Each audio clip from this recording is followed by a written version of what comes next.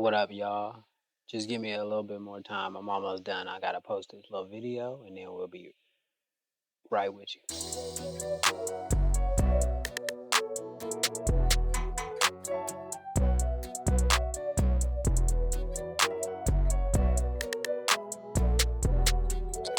You dig?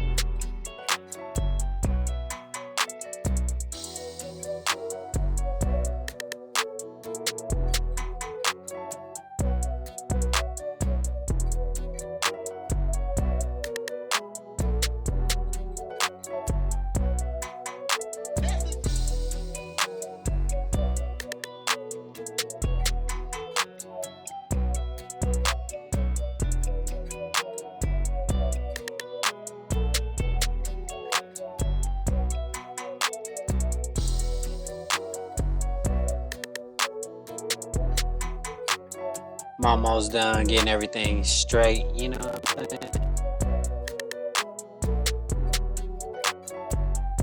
Oh yeah, I got a couple of videos in mind we could watch too. I seen this one about pimps and hoes or something in Los Angeles, so we'll check that out. Matter of fact, let me look for it right now.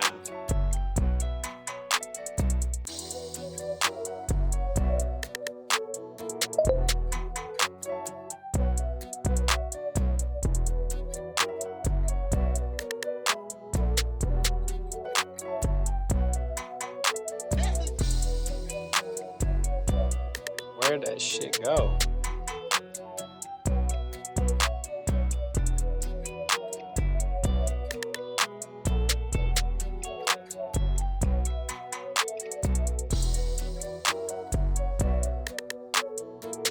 Man, I know I can find it, but I can't find it right now, but. Ah, here we go. Just found it. Flip.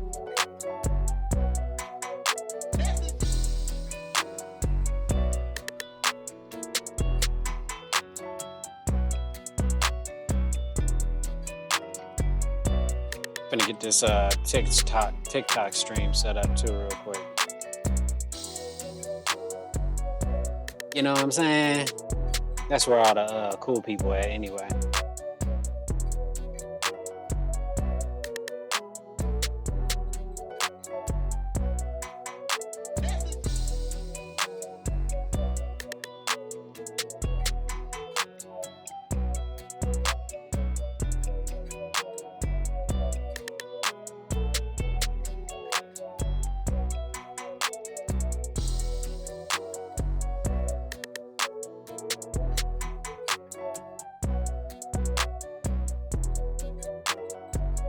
All right, y'all ready? Let's see what we got going. Start off with some Charleston White. The people in the CEO who know what this gonna cost the company don't know this little peasant in his feelings, cause he feel like you done beat him. Cause now he got to give you some PPE, cause you realize when they start working here, they got you cutting boxes. Personal protective equipment. They got you cutting boxes and you ain't got no gloves. Yeah. They got you cutting boxes, you ain't got no eye equipment. Yep. They eye water station don't work. But what if something get in my eye, man, I got a glass eye? I'll be asking questions like that. Hey, when next time y'all having a safety meeting? Hey man, they don't have safety meetings around here. Say, when last time y'all had a safety meeting about sexual harassment? They supposed to do that regularly. Yeah. Yeah, and they supposed to sign. Say, man, how that promoted? Oh man, she supervisor. But so you mean to say, hey, look out, homie, how can I get trained on that? Well, he don't want me over there training. Man, you got to train me too. That's funny. He said he fucked her. So I'm going and document all this in my way of complaining. And then while I'm in the break room, I'm listening to all the little drill music in the old OG gangbanging talk about the hoes they done. Mm-hmm. I'm gonna be over there eating my food, saying, man, golly, boy, y'all be having fun like a motherfucker. Old people like this, hold on, listen, this is how I get in there. Old like me don't want to hear that, man. Boy, y'all boy, make it hard, but man, I don't want to hear all that on my lunch break. By law, you have to say, hey, stop, you're making me uncomfortable, I don't like this. Right. Because if you don't never tell them you're uncomfortable, stop, then the company's not liable. So the people in HR don't know these in the break room over here with the supervisor talking about looking at a phone, looking at the phone. I done wrote it down on May 30th, Leroy, Jimmy, Bill, and Supervisor Greg. I've been here for the taking. And I'm gonna make friends with some, but they gonna get fired because the company gonna get back at them. I'm gonna use them as witnesses. They was there. Who was there with you? Craig. Craig was in the break room. So all you have to do is give names, times, and location. It's hard for a company to beat that when you go to OSHA or the EEOC. You got real documentations. So yeah, now I set they up and don't let them let me bring the cell phone in. I'm gonna slide pallets by the exit door, block the exit door, cause that, yeah. Yeah. I mean, I'm gonna see what they got going the pallets on. by the exit door, dude. But you can't block the exit door just in case of fire. In companies, especially warehouses, it's supposed to have a fire drill and the fire exit. So they're supposed to walk you through to show you. If they don't do that, homie, I'm gonna notify OSHA. And I'm gonna put my name on the application so the company know I did it because I'm banking on them retaliating. That's where my money go come in. Not from me complaining about it. Because if they correct it, then hey, it's fixed. It's all good. I'm banking on them retaliating. And because most people who are supervisors and managers, they pour people in power in their feelings who think they sit over people, they're gonna retaliate. Yeah. It takes a real sharp. That's a chess move right there. I do it at every goddamn job. I show up playing like I can't read. Say, look out, man, I got locked up in the 8th grade, homie. Yeah, I play dumb, I play like I can't read. And people take advantage of that. Say, look, hey, go do this. So I be the gopher boy, dummy boy, the whole time, new on the job, as I'm strategically trying to do this. I ain't lost yet. That's why I can't get a job. I almost got hired for a nutritional program. I was gonna be feeding kids in the apartment complex, riding around all summer. While I walked in for the orientation, somebody from behind the desk, look.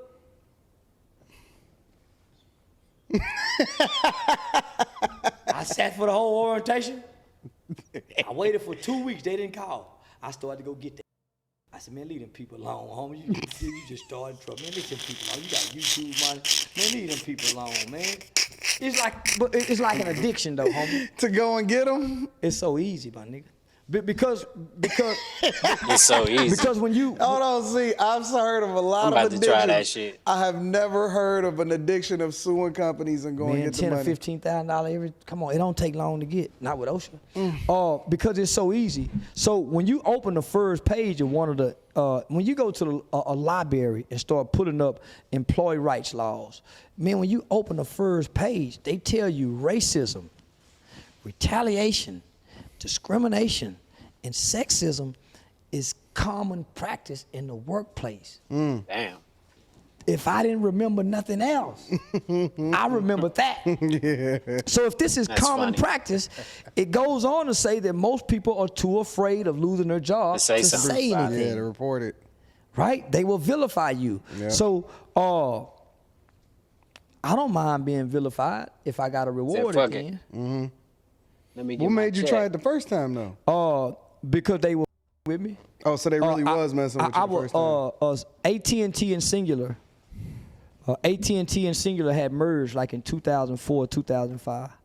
Right. I had landed a job at a company at their national distribution center. And the military war veteran from Iraq was coming home. So they was putting them in positions as supervisors. I worked in the inventory department. And we had this young, I worked on a third shift. And man, these used to go to the movies, go sleep in the car. Damn. They didn't clock out for break. and they used to cheat the system. So we supposed to be doing blind cycle counts, meaning going out in the warehouse, counting every bin, the cell phones in every bin. At that time, like $250,000 worth of BlackBerry phones had come up missing. So they trying to find who doing it. We working in the inventory department. I ain't never had no job before. I'm coming off being the weed man. I'm coming to work, getting that overtime money. I'm bringing the strip club game into the warehouse game, right? Cause we got to go through metal detectors. So I'm coming through the metal detector with $300 worth of ones. 5s on top of it, 20s with a block of money like the Doughboy. Hat cocked to the side like T.I. every day. They think I'm stealing the phones.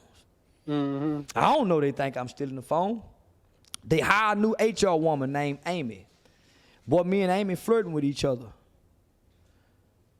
I noticed the white girl like me. Everybody noticed the white girl like me. She a bad white girl.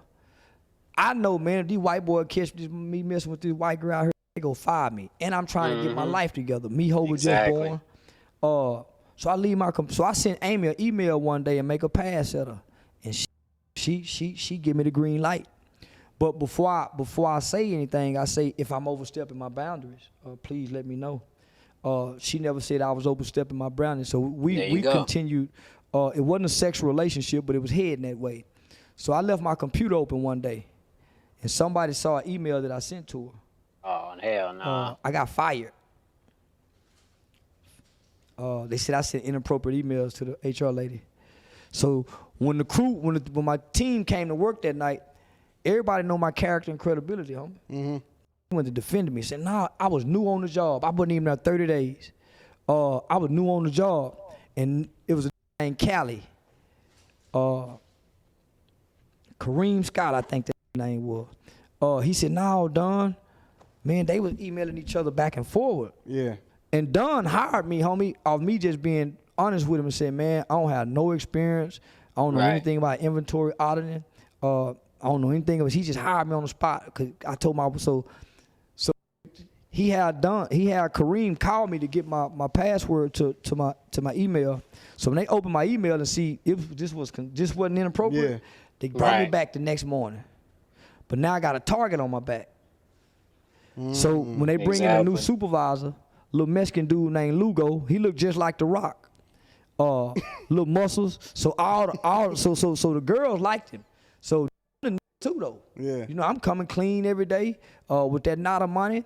So he singled me out to befriend me, to kind of use me as the leverage to work through the other ones, right? Exactly. So on his lunch break, he was going to go the little hoes. I had this little Honduran I would go, but he would take pictures with the company cell phone he really trying to impress me.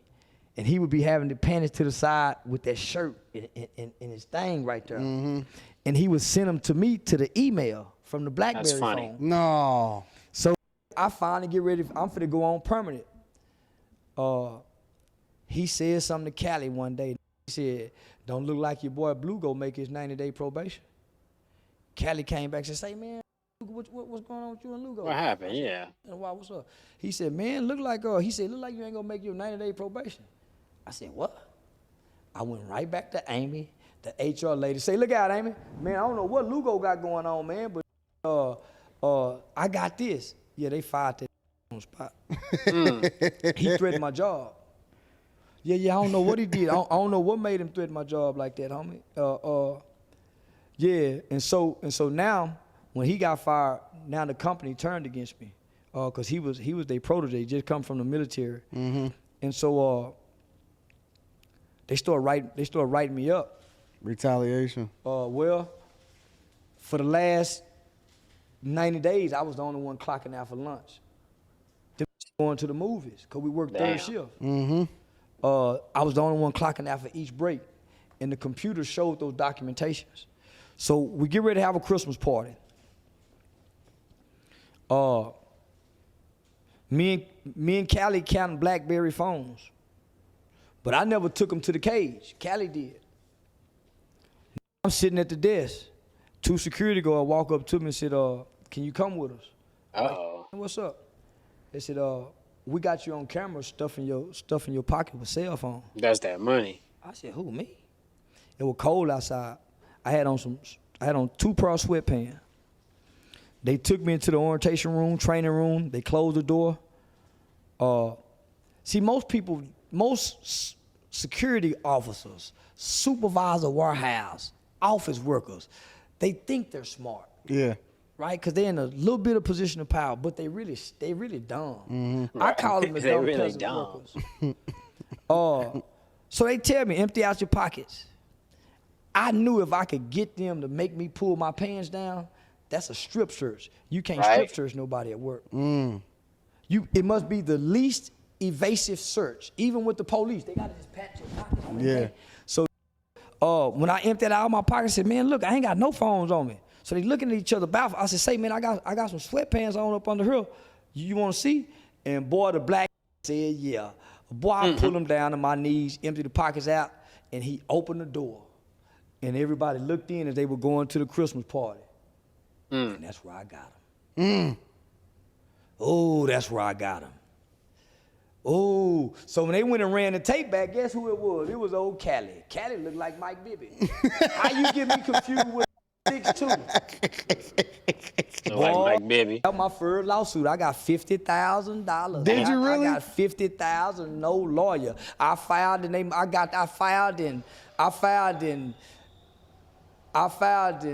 May. No. First, they suspended me with pay in April. I filed with the EEOC in May. With pay. Walked out the EEOC July 6, 2006 with $50,000, 18 months of paid medical insurance for me and my son. Man, I'm gonna try that. I want to know what the hell is going on before we go too close to this whatever's up. Now I'm round looking rich. I'm still round with that stick. Let an op run him down, swear he getting flipped. It's crazy now I walk inside the mall, got all these people trying to stop me and take pics. I'm fucking nervous. You met Angel Young or whatever. Prostitution, a reality of our world that we prefer to brush under the rug or pretend it doesn't exist. But the fact is, prostitution has been around since the beginning of recorded history. Pimps, prostitutes, johns, and the justice system, the main characters in this complicated story. In this episode, we dig deeper into the topic of prostitution as we become possibly the first ever documentary channel to pick up prostitutes and interview them about their life. Join us as we go boots on the ground Not the in first. South Definitely. Central Los Angeles. Definitely not the first. Not the cop? No. Touch my eyes, just so I know. To see this firsthand on the street, so open, so common, so normal, that's what we're going to explore. I can't believe how many of them there are. This is so out in the open. Like, there's not even like a slight attempt to disguise what's going on. They ain't tripping. Gosh. It's going down. We've been driving for like 30 minutes. Every couple blocks, we see a prostitute. I have seen not one police car yet. Oh, there's our first. I wonder what the police mentality is towards prostitution, because obviously they're not They ain't serious tripping. about it. Maybe it's, as long as the girls are safe, they let it go, because I doubt they're gonna stop next to any of these girls in the corner. I'm Tommy. I'm here with.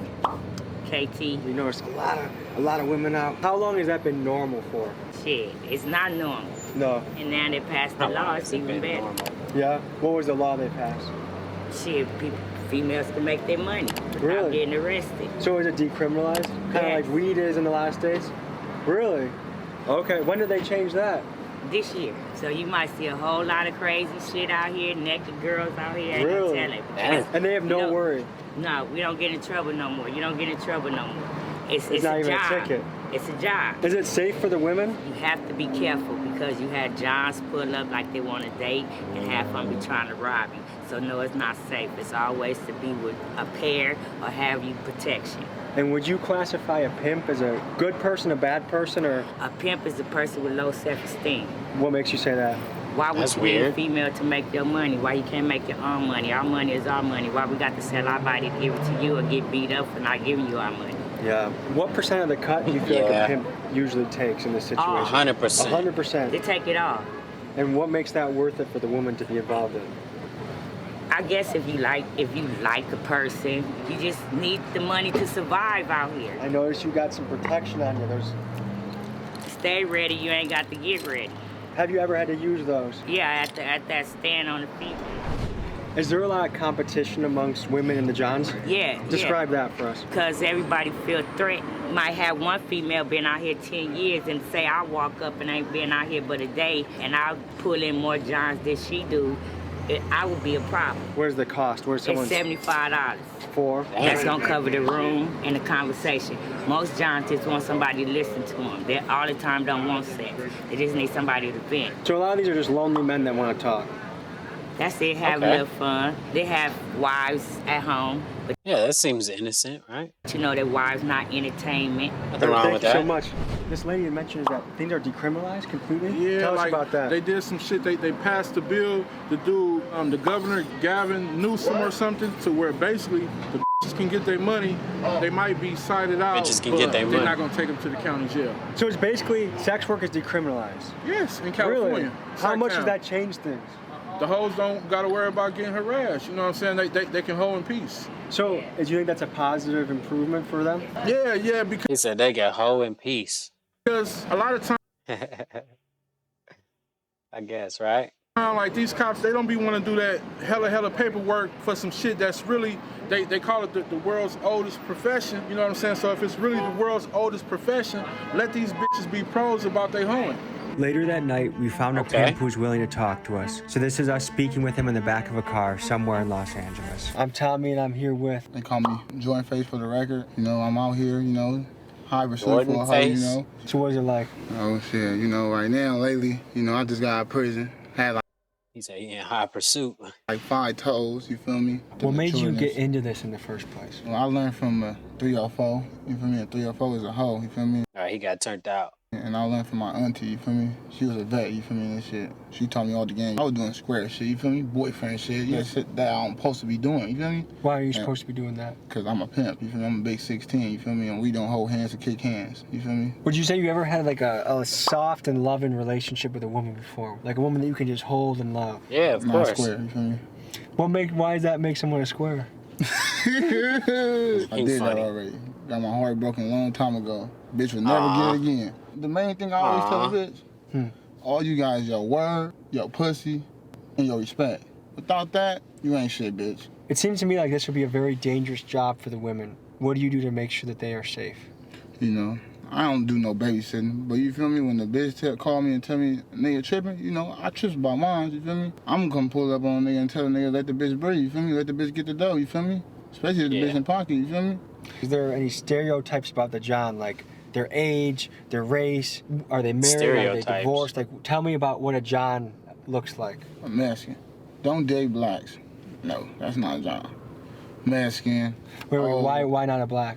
Cause they be on weird shit. Rape, Right? rob, kidnapped, all types of shit, you know what I mean? An ideal customer is someone that's Mexican or white. Yeah, old seats of money.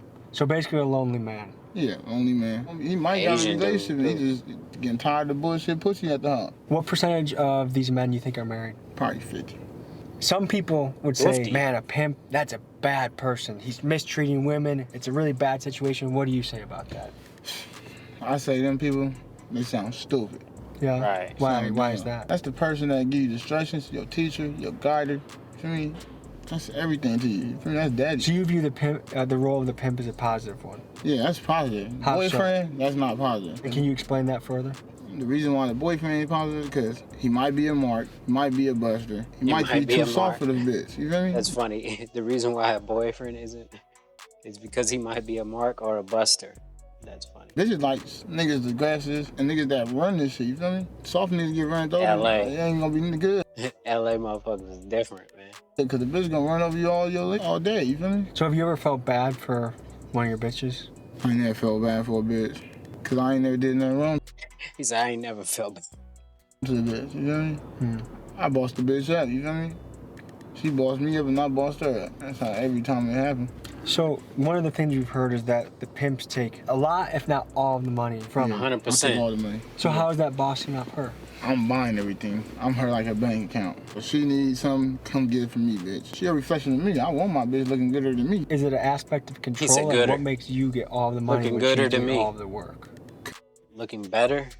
Maybe, probably a better word to use. I don't know. Or a gooder word. I don't know. Cause I was out there risking my life. I was out there sweating this blade just like her. I was down just like her. You know what I'm saying? Do you have any daughters? Yeah. So if your daughter He went said, out do you have and- any daughters? Do you have any daughters? And then most people always ask, well, how would you feel if your daughter decided to do that type of work? And I would say, just like I would say for anybody else, be careful. You know? You're going to do what you want to do anyway. So be careful doing it. work the block, work the blade, would you be mad at her, disappointed, happy? Yeah, I'd be mad as a motherfucker.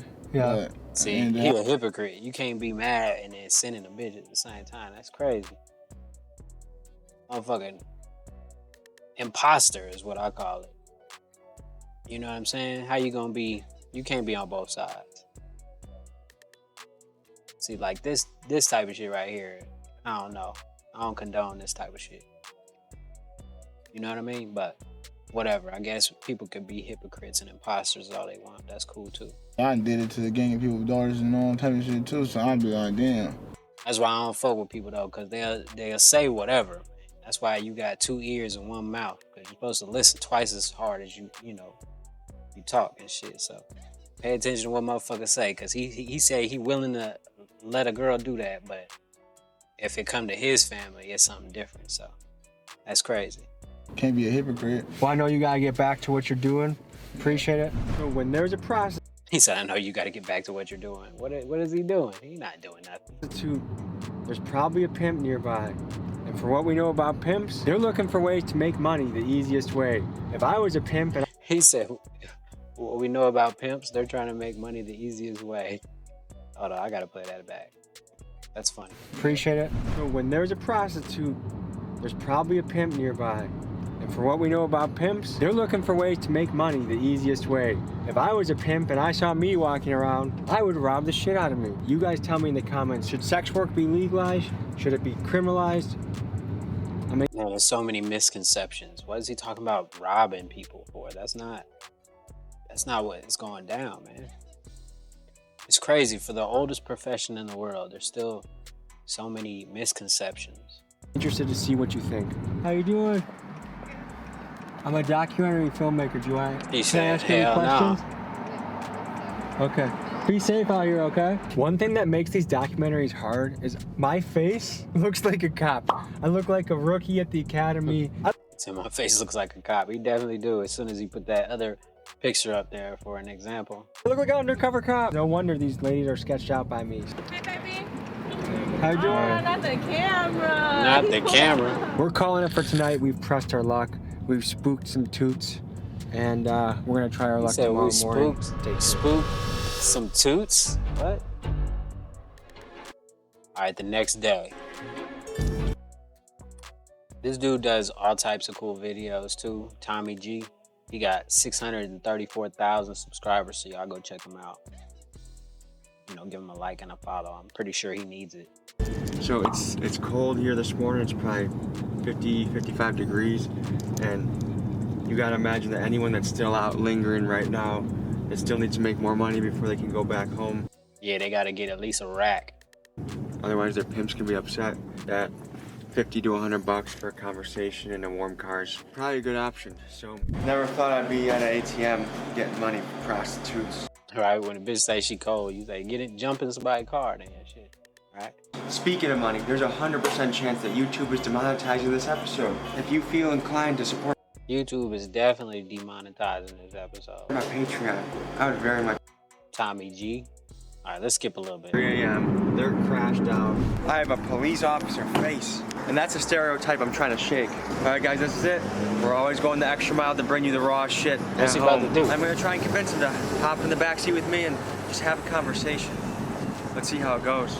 When you get nervous, sometimes your body's like, oh God, here we go. Hey, sir, do we look like undercover police Hell yeah. officers? Okay, good. Hey, we are He said- Figueroa right now, so we were keeping But they went and got a rental car or something? our eyes peeled. for high heels, high skirts, and low morals. And low morals. See, like, that's what I'm talking about. Like, why does somebody have to have low morals to do something that, like, when somebody does it for free, does that make them automatically have low morals? There's plenty of people out there promiscuous and shit. And, I mean, you know what I mean? So, come on.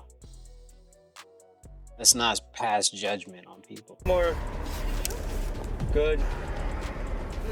No, I got cash. I got cash. That was my first time trying to pick up a prostitute and I failed. So I think what I need to do is just flash the money. I think money talks. You gotta have our approach a little more. Flash the money? I think that it's just gonna be a numbers game. Okay. If old It's gonna be a numbers can do game. it, I can too. I'm fucking nervous. How you doing? I'm good. So we're looking for like 5-10 minutes of asking you questions and then you'll be on your way. And I got a ski mask if you want to wear one. Let me see the video. What do you go by? Maya. Maya. Okay, so you're a beautiful woman here on a Saturday morning. What does life look like for you? Saturday it has its morning? days. It could be a lot going on, and it could be nothing going on. Saturday mornings, I feel bad because, you know, either I don't feel bad, it's just that, what the hell is you doing out there on a Saturday morning? You're supposed to have been made the money already. Here's what I think. If I was in You must be in a bad situation if you still out there Saturday morning. your shoes, I think I'd be scared a lot. Like, even getting into a car with 3 guys could be a really big risk, right? Right. Has anything ever gone down that was like, oh my gosh, I can't believe this happened? Are you talking about as far as a date? Yeah, or like a date gone wrong. Has that ever happened to you? Yeah, Of quite a course. few times actually. And tell us a story. Like, what happened? I got in the car, everything was like all perfectly fine. Like he was nice, Yeah. like the nicest person ever. Like it was. And then, He was older, and we went driving down the street, and he just pulls out a knife on me. And like, Damn, the oh, old you're not knife getting out the trick. car. And he's like holding it up to my neck. Like, What did he want from you? He wanted head. That's what he wanted. He wanted head, but he didn't want to pay for it. So another thing I thought about with that is your body's gotta hurt. I've never given head before. Can I imagine? But if I imagine. Whoa. Where are we going with this conversation, bro? Imagine doing it a few times a I day. had log jaw What? Oh, okay, yeah, hold on. a few times. Yeah? Yeah, What is that like? it's. I've been doing this for quite a while, but before it never How old are you? happened. I'm 19. Quite a while. Damn. Yeah. So you started young. Mhm. Okay. What got you into the business? Like, who recruited you? I was in Who foster care. recruited you? Yeah. What is it? Is this not the military? It was like 2 different occasions because one was from a female, and that was in foster care, and then Did she another. recruit you because she was out doing it and she recruited Yeah, you? but it was online. She was posting her, and then I ended up getting posted. Is your daddy awake right now? Like, does he know what's up? Why is he talking like that? That's crazy. Stop saying that. That's weird. Oh my God. 2023, here we are. Right now? He's awake. Because our number one thing when we thought about doing this is like, the last thing we want is a goddamn pimp running us down and trying to get us. But so this is another thing that comes to mind. You're dressed like this and it's cold out. What is that like? Walking the cold. block when it's this cold out. Clothes It's don't get bad. cold. It's bad. Man, you got to get in somebody's car. It's warm. You know what I'm saying? Get a date or something. That'll get you warm. You gotta hoe through the trials and tribulations. You gotta hoe in and out the raindrops. You know what I'm saying? Like I said, the quickest way to get warm is to get in a vehicle or catch a date. You know what I'm saying? Because it probably do get cold from time to time, I'm sure. And sometimes I feel like it's a mind over matter. Yeah. I'll be like, mind over matter. If you don't mind, it don't matter. But sometimes I'm like, fuck that shit, I mind. And I'll catch myself getting an attitude or whatnot. But other than that, it's just a thing that you kind of sort of get used to. You lining up a Right. visit? Huh? You lining up a customer? No, I kind of have to. Get going soon? Yeah, I gotta. Yeah. Okay, She can I gotta ask you turn two the more date. questions? Okay. What percent of pimps would you say are good people and what percent are shit I don't bags? know. It's 2023, and there's some shitty ass pimps and hoes out here. Yeah. Last question, Damn. how's your mental health? My mental health. Yeah. My mental health is. How's your fucking mental horrible. health? Yeah. What do you? I mean, everybody's mental health is horrible. Like, you have to That's a good question. have something wrong with you for you to be going out and doing the shit that you do. I got a question. Yes. Like, while we talk, can we, like, go down Broadway, like 67th and Broadway, so I can be closer to my room? Sure. Yeah. I'm, like, kind How of, far like, are we not? Just 67th make a and left Broadway? right here. A left So you basically got a motel that you're posted up at? Yeah. Okay. You're young, you're smart, you're beautiful. Where do you see your future going? I want to go to cosmetology school. You wanna really go to wanna be an event cosmetology planner, school? But I've been really... You ain't gotta do what you're doing to do that. You could just go to school. But she don't really want to go to school. If she really wanted to go to school, she would already be in school. Why do I have sunglasses indoors? That's a great question. To find out the answer, tune in next time. Same channel, same time. having my mind on going to cosmetology school. It's very think bright you'd in be here great if you at can't it. tell. So that's one. I'm so sorry. she on the phone. She don't care what he talking about. But yeah, though. Larry, you got glasses on in the daytime. I mean, indoors too. I can see in the picture. Larry, you sneaky. Sneaky little devil, you. You tried to ask me a trick question when you're wearing glasses indoors too. Back to our program that we're watching. Thanks for the comment though, Larry. Appreciate it. I'm not trying to set you guys up or nothing like that. I just, yeah. Who is that, by the way?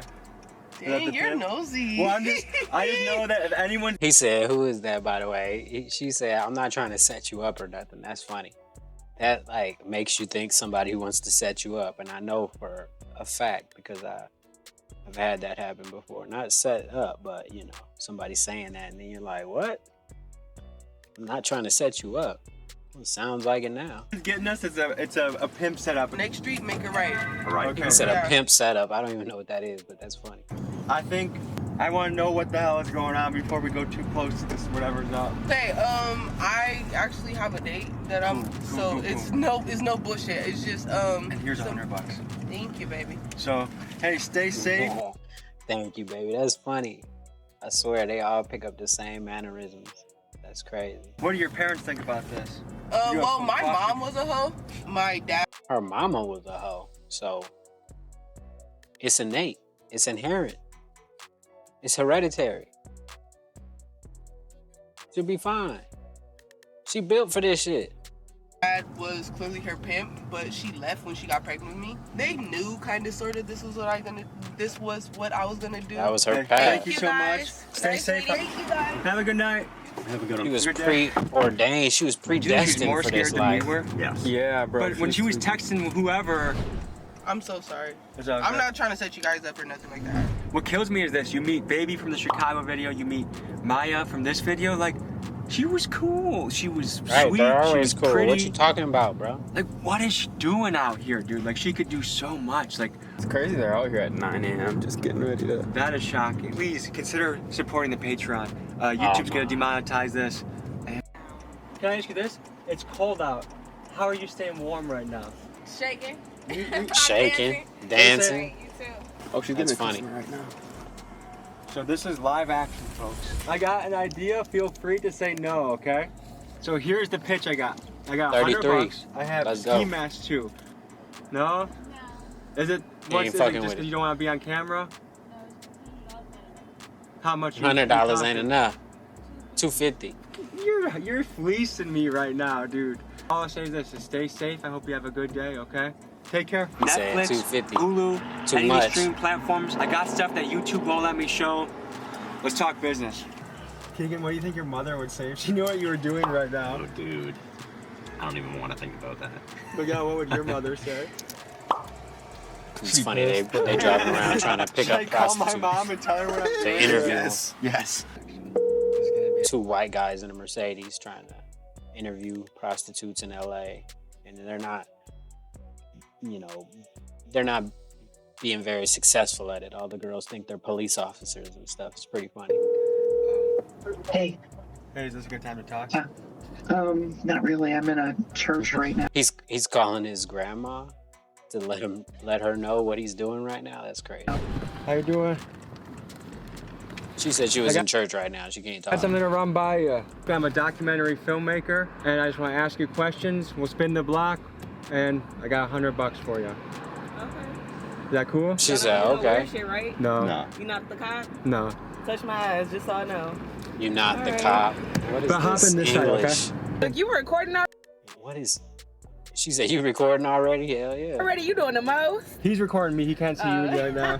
How would you describe yourself in 3 words? A bag chaser, outgoing, a hustler. Are you usually out in mornings? I would imagine nights a little bit better, huh? That's what they all say, but no. I mean, nighttime is just more of a fucking It's crazy at night, but you can get it any time of day. You know what I'm saying? Morning, afternoon, rain, sleet, and snow. It don't matter. You know what I'm saying? fashion show. I guess there's probably less competition in the morning. I mean, to me, there's no competition because I'm me. Yeah. I don't have to She get say ain't no fully competition. naked, ass naked, wear stilettos all day, you feel me? Mm-hmm. To get my bag. Compared to these bitches, they gotta be ass naked all day, morning, night, and not collecting nothing.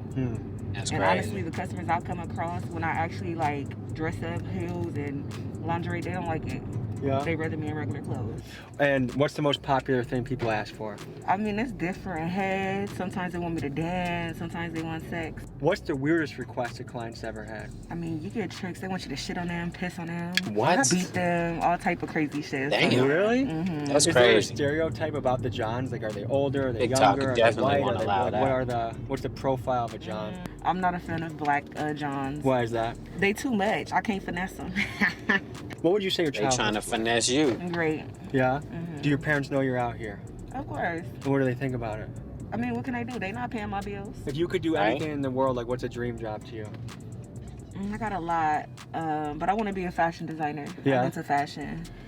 Is this? Fashion and dancing. I want to own my own strip club one day. Oh yeah. You enjoy That's a having good sex a lot? aspiration. No, not at all. Does it Not get at all. old? I don't like having sex at all. Like, I'm not Right? turned on. Like, some bitches love this shit. They enjoy getting fucked by tricks. Not me. Have you ever had a dangerous experience, a dangerous encounter? Oh, hell yeah. Walk me through a story. That's We get in crazy. the car, he like, okay, yeah, we're just gonna go to my office. It's right here down the street around the corner. But I'm looking like, it's black as fuck out here. There's no police outside. Why do we need to go to your office? You got this big ass truck. So I'm like, no, it's cool, it's okay. So as I'm finna get out the car, he still touched me. So I tell What him up, like, yo, hey, what can up, you what stop up? touching me? So as I'm getting out, he gets his hand and he just like gropes my titties and shit. So I have my phone, I turned around and I cracked them. I Oh, cracked shit. them. This dude gets out the fucking car, starts chasing me down, has a fucking gun and all type of shit. I was like, what the fuck? Like, I was ready Oh. for my life. Are you happy? I am happy. Yeah. Yeah. And At how least do you she's say your happy mental doing health it. is? It's good. It's great. Well, No thank need you to for Captain talking save with this us. one. I hope No you stay problem. safe. Have a great day. Do you want to keep that mask or is that not your style? I'll keep it. Okay, I'll hey, remember it. What was your name? Tommy. Tommy. Okay. Tommy G. on Tommy YouTube. G. So y'all from On Chicago? YouTube. We're from Milwaukee. Period. Okay, I'm gonna have to come out there one day. See you guys later. Have a good one. Mission accomplished. Keegan killed it behind the wheel. Miguel killed it behind the camera. We're always just fascinated by people. That's crazy. They got 2 girls though to get in there and do the interview, so that's a plus. I mean, I thought they wasn't. I mean, I knew they was gonna get somebody because they paying, but you know, it's just an expensive thing. But his channel got like 634,000 people, so he gonna make the money back. Even though he said they gonna demonetize the video, but you know, I'm pretty sure he'll be fine. Hang on, where's Charleston White at? I'm looking for some Charleston White videos. Hold on. The new ones. On Anton Daniels channel. He got all the new stuff.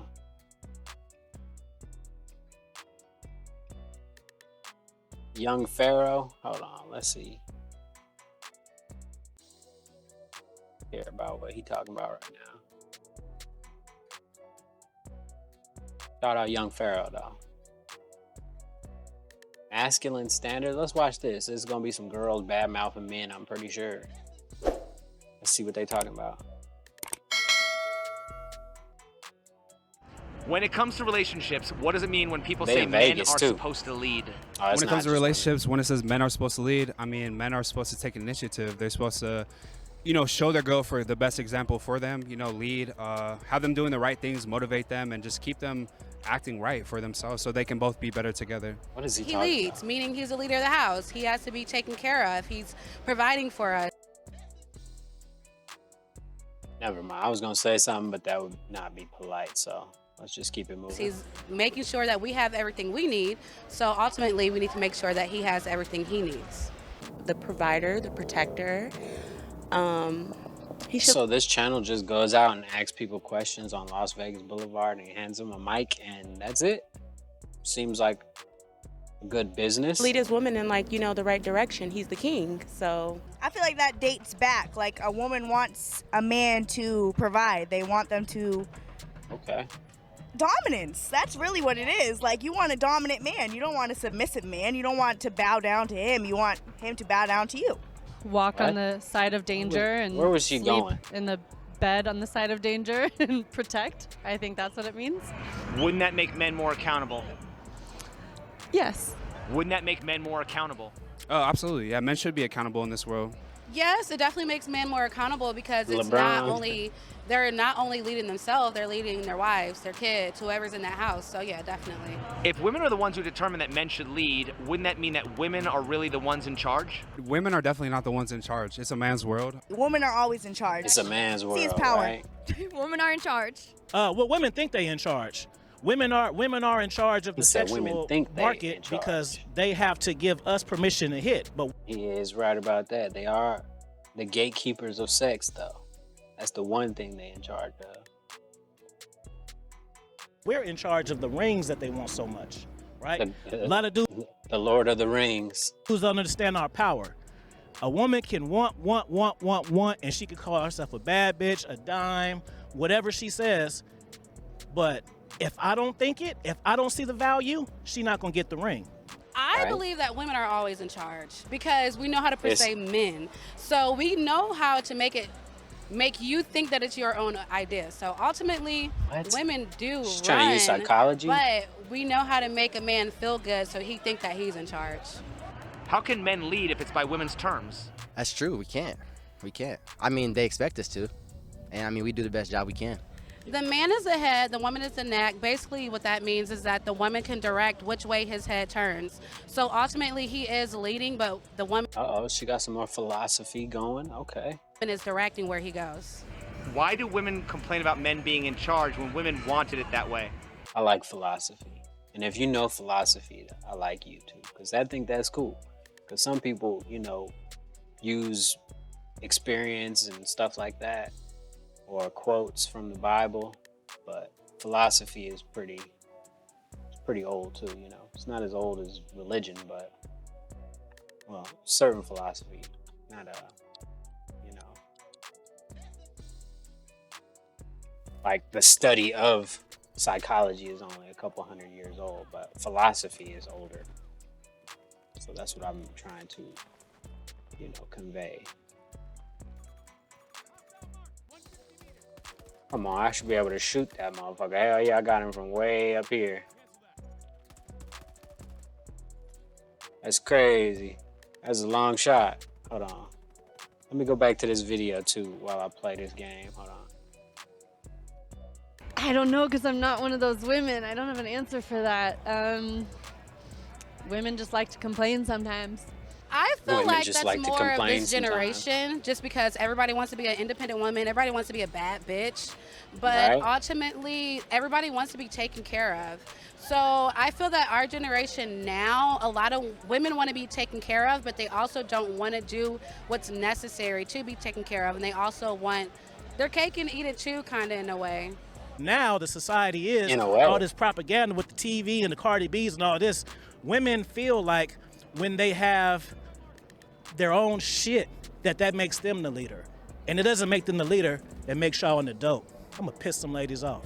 Right? At the end of the day, men are going That's to be funny. men. Like, they love women at the end of the day. And if you're in a relationship, you're pursuing her. So you're going to want to follow what she is expecting from you. If everyone wants They men to sound lead, stupid. is it any wonder why most leadership positions are held by men? Yeah, but females also play such a huge role in leading the world, I feel like. What? Like, without a female, a man's home would fall apart. We live in a What? society where men have the power no matter what. Unfortunately, Women just divided. don't, we're not in a position to lead. As much as we would like to, we don't get that power. We are not given that opportunity, and that's just that. We're just going to have to live with it. It's just always going to be like that. When it comes to relationships, are men more likely to be held to a masculine standard than women are held to a feminine standard? Yeah, they are, and that's not fair. No, I think people can just be whoever they want to be. You know, just express young. themselves however they want to express. Naive. You know, whoever really cares about if you're too feminine or too masculine in any sense. You know. As a man, you can't show any type of emotion, bro. If you show Right. If you show No too much empathy emotion, for men. girls already give the soft vibe. Now you go in the category as you're soft. If you give off not enough emotion, or you don't show enough emotion, then they say you don't know how to communicate, or that you're just too closed off. Men should be in their masculine at all times. If you're living your full truth as a man, you're in your masculine no matter what. What are those standards and who defines them? The standards are, just being a real man as a provider, is a leader, is going to take care of his family, his community, and he's going to do great things because he's living his purpose. Don't a lot of women want a guy who's 6 feet tall, six-pack abs, six-figure income? That's Well, crazy. don't a lot of men want a girl with a fat ass and a small waist and a big chest and able to ride dick in the middle of the night and get up and take care of the kids in the Whoa. morning? Aren't a lot of women born with those qualities while men typically have to earn their? Do you not know how many people got BBLs? You not know how many women literally change their image just to be accepted by male standards till nowadays? I, as a man, don't care if you got red bottoms or blue bottoms. That shit impresses the other women and shit. I want to know, am I going to have a home-cooked meal? Am I going to have a support system, a helpmate, shit like that? I don't give a fuck about your BBL or your BBL bag. It doesn't matter. But women, they spend too much time oppressing other women because dudes don't care about that.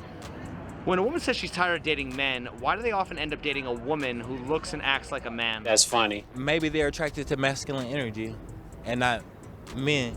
Men, they like the masculinity. They just maybe want more sensitivity, or maybe because most women are better at eating pussy. I don't know. So are women really interested in men or just somebody who fulfills their masculine standards even if it's another woman? The second one. That's a good fills question, the masculine right? standards, even if it's a woman. All women really want, bro, is someone to fulfill their needs. That's it, bro. Whatever that is, because all women's needs can be different, you know what I mean? Whether that's attention, whether that's sex, it's different, and that varies too.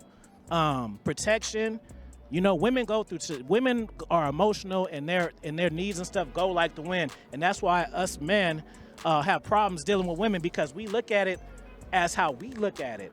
We expect women to think and move Logical the way we thinkers. do, and they're different. We'll be, how can Women they do are this? emotional. Easy, because they're women, bro. Women just want to get what they want, bro. Actually, they That's it. don't At the think end at of all. the They're day, just women emotional. want what they want, and if they can't get it, they will leave and go to another guy, go to another place, go Exactly. to another job, and they'll do whatever they can to find it, bro. There's not a lot of masculine dudes, bro.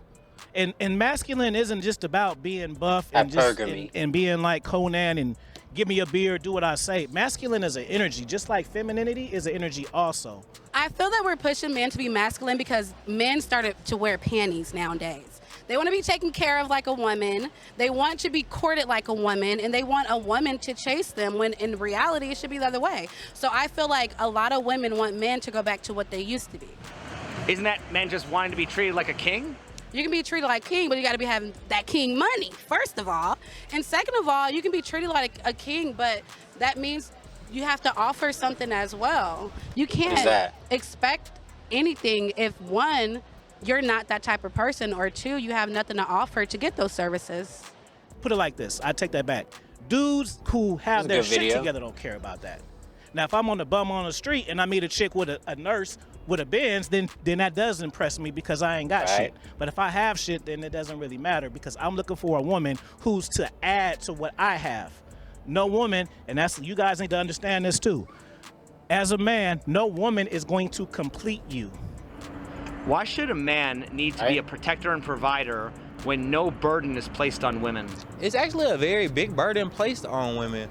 They have to bear children. They have to live in a society that treats them like, hey, y'all have no input on what we say because we make the money and y'all just got to go along with it. Just because we get to have What sex is this with y'all, guy talking about? we're gonna make y'all happy so y'all don't argue with us, but we're gonna make the rules. Because men genuinely make the rules.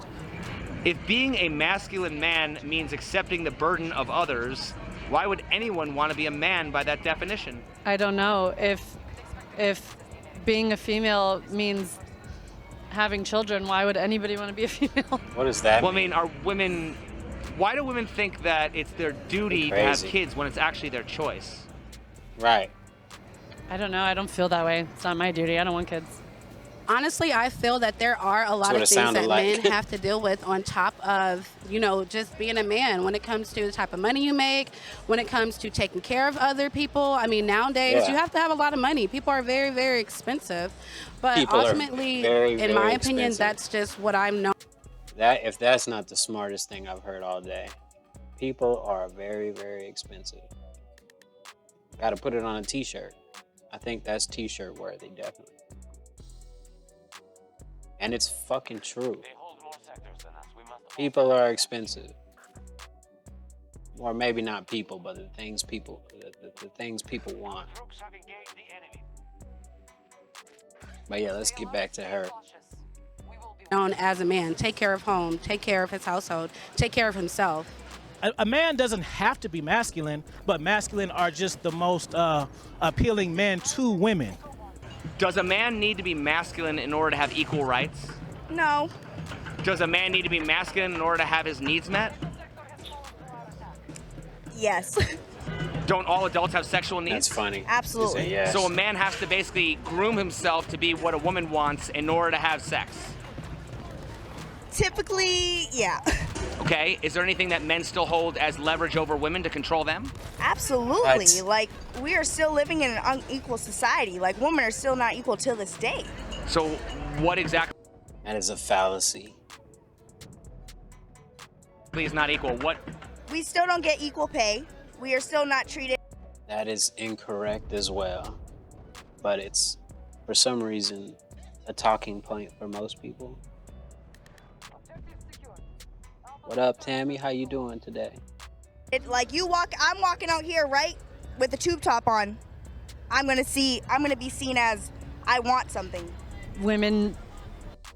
What is her point? I don't get it. I didn't get her point, but we'll try to hopefully understand it soon. But I just got blindsided by Instagram. What's going on? Yeah, good. That's good, man. Me too. I'm chilling.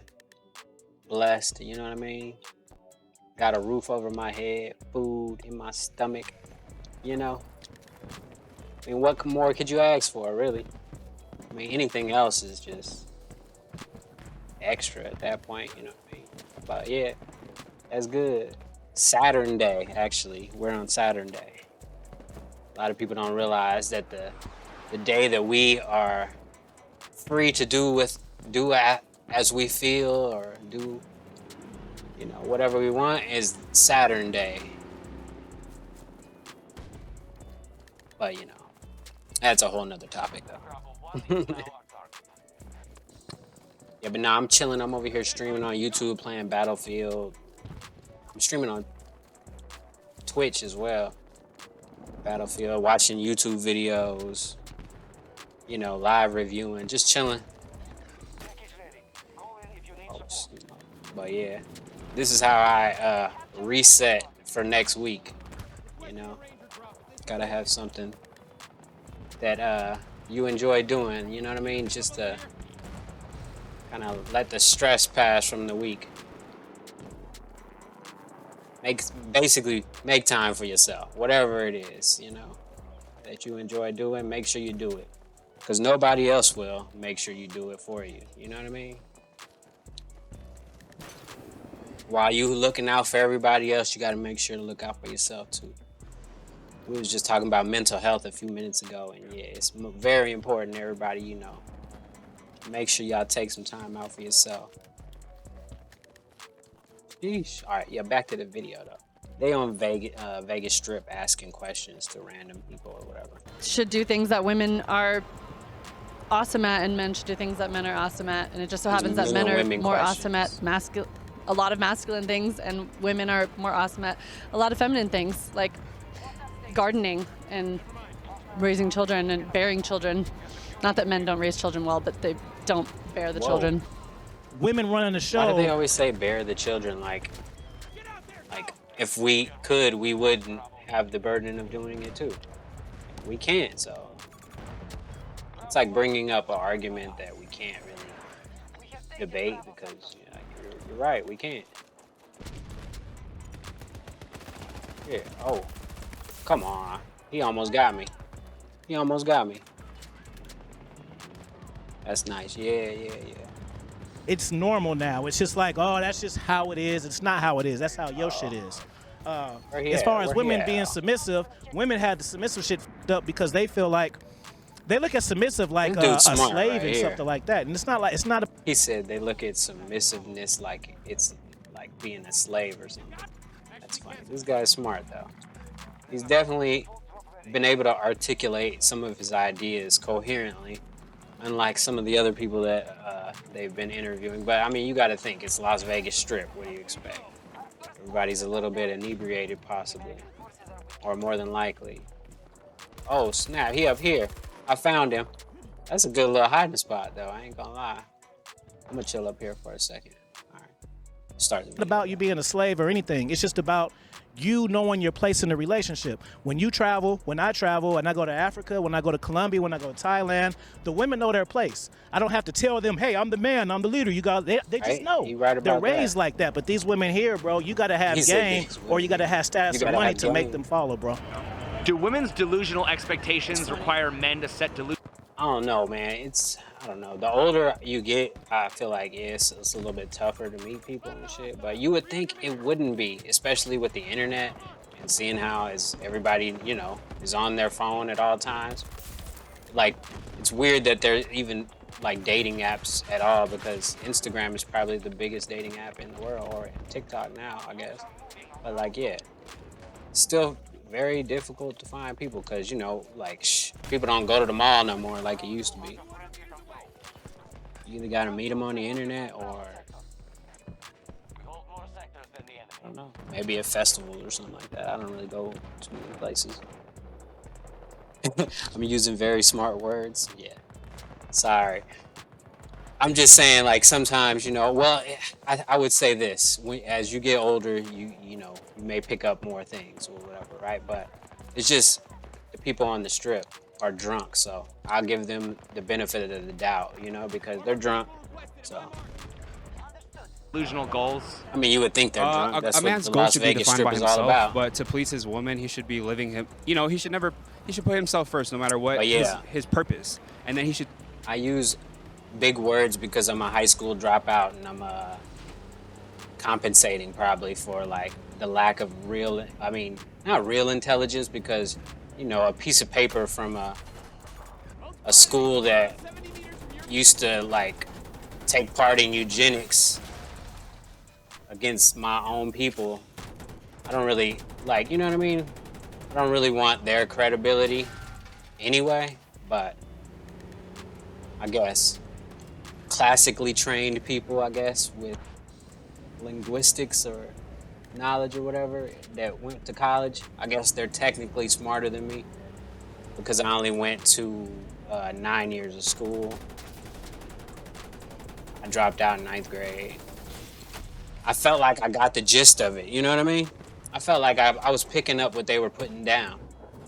But at the time that I was in school, I was more interested in like sowing my royal oats and, being fruitful and multiplying. So I was talking to the girls and stuff. I could care less what my teacher had to say, realistically.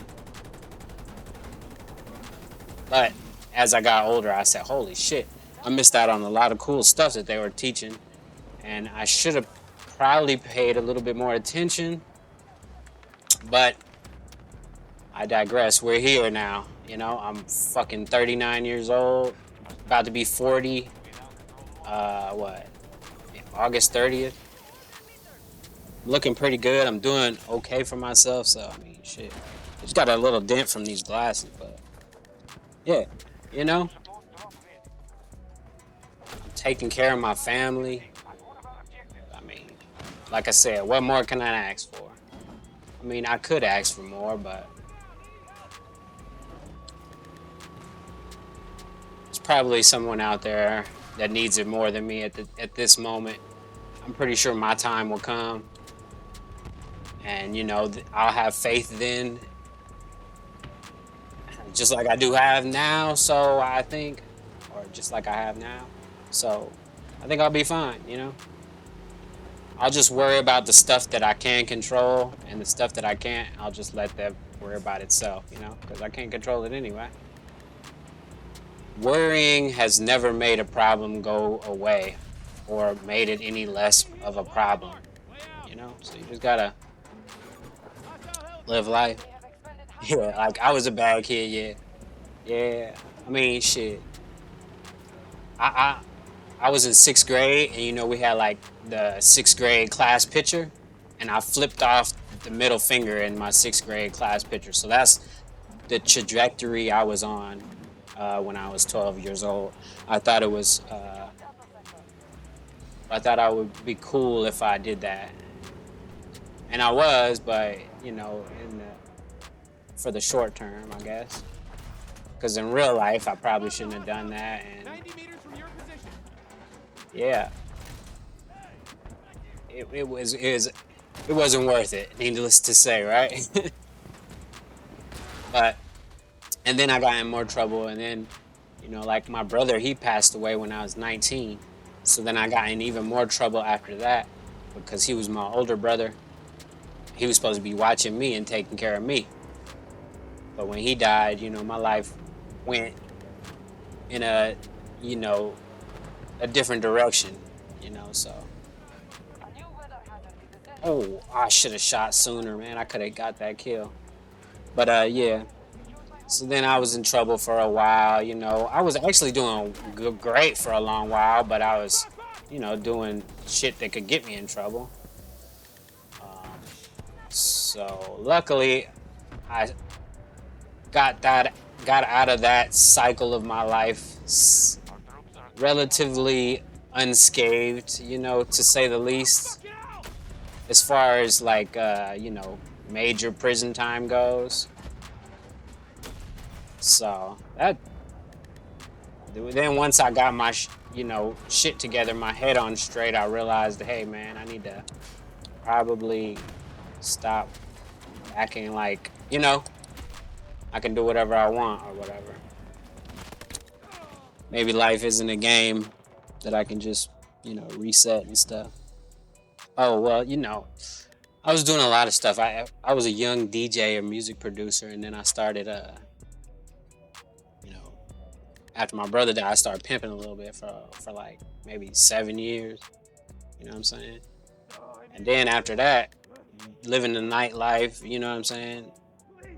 Drinking and smoking, you know, eventually caught up to me. I started getting DUIs and stuff, so. But I got some other charges and stuff like fights and stuff like that I had to do some time for and stuff. But maybe all in total, maybe 10, 11 months. You know what I mean? Somewhere around there. So after that shit, I ain't really go to prison though, because you got to get like, I think minimum 2 years to go to prison. So I didn't make it all the way to like, I went to community college of criminals basically. Just, you know, jail, city jail, stuff like that. But then, yeah, my homeboy though, like, he went to prison. My brother dead.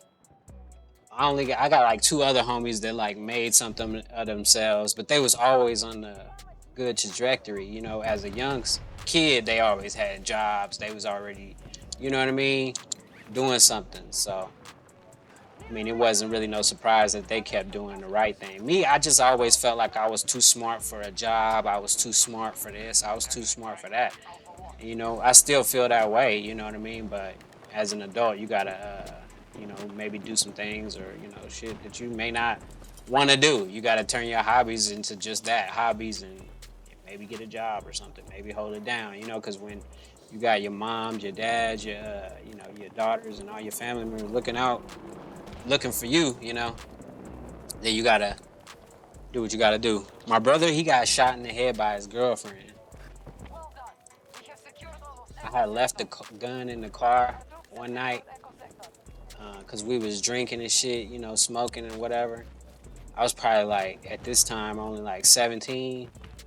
And I was toting a pistol around, and my brother had gotten into some altercation and shit that week. So that was the only reason why I even had the gun on me. But I had left it in the car one night, and I went in the house, and he went in the house, and then he like 20 minutes later, 10 minutes later, whatever, was like, oh, my girl want me to come get her from work.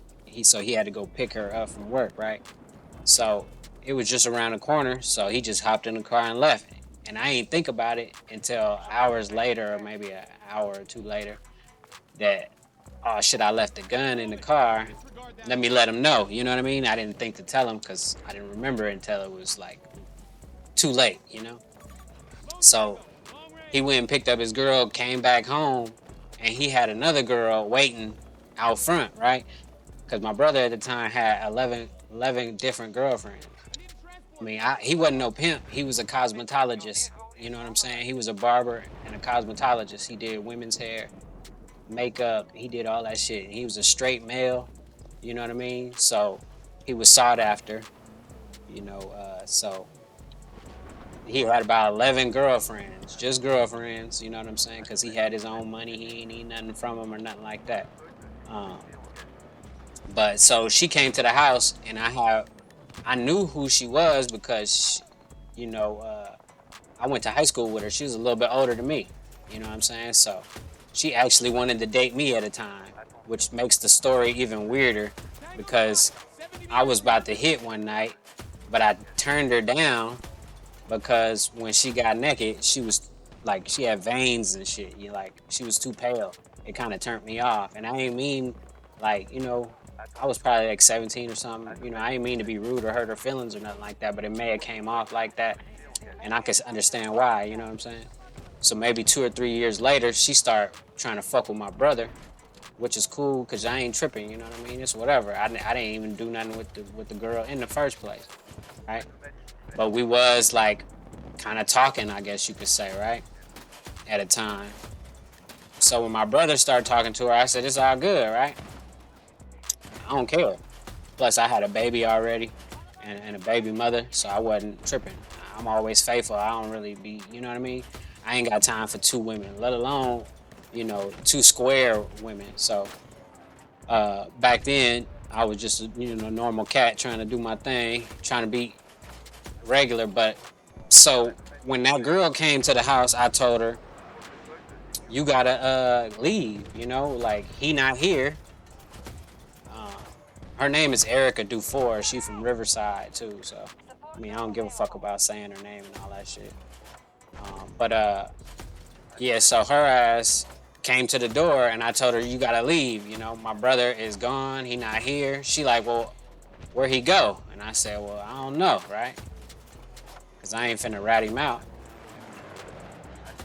So she kind of like, eventually I got her to leave, right? But she didn't really leave. She just parked down the street, you know, like a scorned woman. You know what I'm saying? Like it's really crazy, right? Really, this all led to my brother dying, right? So she's parked down the street, and then my brother he come home, you know, unaware that the girl is there. I think, yeah, I ain't even call him because I may have called him. I don't know if he answered or whatever, but she had drove down the street. I think I did call him, right? Either way, he was already pulling up. It was too late. He pulled up in the driveway. The other girl come back. She see him with another girl. They both white girls, so she thought she was the only white girl. That made her mad, even more mad. And then So he get him to like stop trying to fight each other. He tell the one girl he got to take her home now because she mad. So he tell the girl that was sitting there waiting, Erica Dufour, he tell her, look, I'm about to leave. She ain't want him to leave, so she tried to like grab on him while he drive in the car. So she at the passenger window. He drive off and he supposedly run over her foot, right? Mind you, I'm upstairs at the house. I'm watching everything from upstairs. So I see the shit. I call my neighbor friend, my homeboy right next door. He see the shit too, everything going down. my neighbor across the street, they say to the girl, hey, you need an ambulance because, you know, you're on the floor right now talking about he ran over your foot. She say, nah, she good after acting for like 5 minutes on the ground, get in her car and she drive off. So I called my brother. He called me like, hey, is she okay? Like, I didn't mean to hit her foot. I said, I don't think you hit her foot, bro. I think she just, and even if you did, you probably just ran over her toe a little bit and she fine. She got up and walked away. Don't even worry about it. I said, just drop that other girl off and come home, right? He's like, all right, for sure. So I guess he go drop the other girl off or whatever, come back, but he's scared. He like, man, is the police gonna come and all that? I said, man, don't worry about none of that. Just come home. We're gonna put the car in the garage and then whatever happened, happened. Fuck it. So he on the way back home, he pull off into the orange groves over there on Van Buren and Wood and shit, just to like try to see, cause the girl calling him. She calling to see if he'll come over and like, you know, talk about it or whatever. And I tell him, I say, so he called me back. He say, she over here at Albertsons, bro. She just want to talk. I said, bro, just come home. Fuck that bitch. She tripping. Cause I told her to leave. She ain't leave. She started some shit. And she know you ain't even like faithful, like not faithful, but like she already know you got another girlfriend. So she already knew you wasn't the main one, but she just didn't know you had another regular white girl, right? So whatever. So he say, man, all right, whatever. This is the last time I talk to him. I tell his ass, bring your motherfucking ass home. We'll smoke some weed, we'll chill, laugh, and talk about it. He like, all right, for sure, right? He get off the phone with me. I'm talking to Ace next door. I'm like, bro, you see that shit? That shit crazy. Brandon finna come home right now. And then he called me back and said, hey, no, I'm finna go over there and talk to her real quick. So he go to Albertsons real quick, and then that was the last time I talked to him. Because she must have gotten in the car with him, right? And once she in the passenger seat now, because the whole time they driving around, nobody knew that the gun was in the car. It's right here by the seatbelt on the left side, on the passenger side. So, but when she get in the car, she must have, you know, seen it because they in there arguing, whatever. She must have hit it and popped him with the shit I left in the car. And because the police say he shot himself, you know, so they don't got to do an investigation. But the thing is, my brother was left-handed. They didn't know he was left-handed, and they say he shot himself like this with his right hand. He wouldn't shoot himself with his, you know what I mean? He left-handed. He didn't even hold guns. That's why I was holding it. My brother was 2 years older than me. You know what I'm saying? He didn't even like guns and shit. So again, he wouldn't have been playing with it like that in the first place. Also, the girl that was in the car, her dad is ex-Riverside sheriff. He'd been a Riverside sheriff for like 20 or 30 years. So she knew everybody in Riverside as far as the police department goes. So when the police showed up on scene, she knew all the police that showed up on scene because she go bowling with them every Wednesday at the bowling alley down there on Van Buren, all the way down there on Van Buren, like in old Riverside down the hill. You know what I'm saying? So like they pulled up, you know, and she a promiscuous woman because she was in high school. I would assume she was still doing it 2 years later. You know what I mean? Because the rumors even in high school before I started talking to her was that she was fucking with the basketball team, like 2 or 3 guys on the basketball team. So you know what I'm saying? Like, but you know, for me, that never really did nothing for me. So like, that's why I say it kind of like, you know, I wasn't even, you know what I mean? For me, that's not my thing, right? But that's how my brother died, and that's how the girl got away with it. Like I said, because she had connections. You know, my mom and dad try to get, you know, private attorneys or private investigators to do investigations and shit. And we got one of them to come back and tell us that one of his friends told him at the police department or whatever that we need to stop looking into it because they're going to try to get me. If we continue to looking in on it, they're going to try to come after me. Now I'm playing Battlefield 2042. But yeah, so my mom and dad didn't want to, you know, push the line because I mean, you know, it wasn't gonna bring my brother back no way. I I mean, we could have possibly got some money from it or something, but yeah. So like, for the sake of not having nothing happen to me, they gave up on like trying to figure out what happened with my brother. But like I said, I know what happened. I called the girl the next morning, early in the morning, because, you know, I didn't sleep well. I stayed up all night that night, you know what I'm saying? I had to call my parents and tell my parents that their son was dead at the Albertsons around the corner, and that my Uncle Eugene, they just gave the car back too, and the gun back.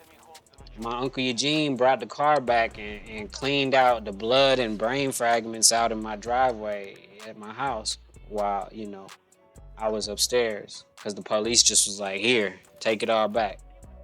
My parents from Riverside, from Las Vegas to Riverside, when I called them, they drove from Las Vegas to Riverside. It took them about 3.5 hours to drive. And by the time they got there, my uncle already had the car back, had the gun back, and was finished cleaning out the inside of the car. Because that's how the police didn't want, you know what I mean? And my uncle probably wasn't thinking at the time, whatever, but yeah, he basically tampered with all the evidence. But yeah, I mean, it's one of them things, man. I'm one of like many people that this probably happens to on a daily, yearly basis, the police covering up shit. You know what I mean? And she was only associated, you know, I mean, like I said, her dad was a retired Riverside sheriff. Dufour family, Erica Dufour. So like, I mean, she doing well. I don't know if she got kids or whatever, but last time I seen her on Facebook, she looked like she having a great life. You know what I'm saying? Like she don't, you know what I mean? Like, it ain't bothering her. You know what I'm saying? So that's cool. You know what I'm saying? But it definitely took a toll on my life. You know what I mean? Changed the trajectory of my life drastically, you know what I'm saying? Because I was bad, you know, I was mischievous, I would say. But like when that happened, after that happened, I didn't give a fuck about nothing, really. You know what I'm saying? Like, I was like, fuck it, I'm trying to go to prison now. Like, you know what I mean? I'm trying to just go ahead and fucking graduate, you know, and be who I always wanted to be, I guess, you know? Because like I said, I always wanted to be a pimp too. When I was young, my favorite rapper was Too Short, you know what I'm saying? So like, I was just like, you basically in life gonna manifest what you want to be and what you want to do. So like, eventually that's what happened. But now, like I said, I'm in my, oh shit, I just got killed. Now I'm 39 years old, about to be 40, so. You know, they say the testosterone levels start going down and you start slowing down and shit. But, man, I'm still doing the same shit I was doing when I was 20. I'm just doing it smarter, you know what I'm saying? And I like Pimp C said, I'm, you know what I mean? Slowing down is not a bad thing. But, the shit ain't dead. It just moved to the web, you know what I mean? But like, yeah, my life, like, it was crazy, like, cause you know, before all that, man, it was, I had the most beautiful life. I could probably be honest to say that, yeah, man, I ain't really had no worries. We had my mom and my dad was still, you know what I'm saying? They still married now, but I mean, mom and dad living and working, you know what I'm saying? Like, we went on vacations. We had, you know, we was moderate. We wasn't like rich or nothing. We was like living in Gardena, you know what I'm saying? Then moved to Riverside. Like, we was doing good for ourselves. Life was fucking low key pretty good. I mean, but you only see, you know, you can only see the contrast until life changes. And relatively speaking, like, even with all that said, you know, I'm gonna eventually get to see my brother again, some kind of way, you know, and it basically gave me strength after I, you know, went away from all religious and esoteric knowledge and just any kind of fucking thing that made any sense. I just went on some reckless warpath. After all that, now I got, you know, the foresight and the you know, the patience now to take a listen to all that other stuff. And, you know, it give me hope and strength that one day I will be able to, you know, kick it with my brother again, talk with my brother again. Because I remember one day I was supposed to go to work, and he had called me and was like, bro, what you doing? It was young. I was young. I was probably like 17. It was my first job. Only reason I had this job was because I had a baby when I was like 16. Not me personally, obviously, but my baby's mother. She was pregnant and she had my daughter, and she was premature, like 6 months. She's 22 now, but when she was born, I had got a house. My mom is a real estate agent and a broker, so we had got a house real quick, got a car for her and me, I think. Yeah, she had a Camry, I had the Jeep, and I started working at the cheese factory over there in Corona. It's a milk factory, but they make cheese and everything, you know, whatever. And I only worked there for a week, maybe 2, right? Probably not, but we'll go with 2 weeks, right? And it was crazy because, yeah, my baby mama cheated on me while I was at work, like, you know what I mean? But life still wasn't that bad at that point, you know what I'm saying? I mean, like I said, it's still not bad either right now.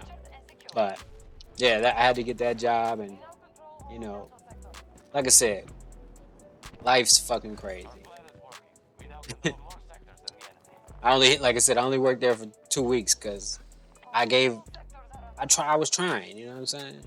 Like I said, I provided the 2 cars, the house. I even got her a job with my auntie.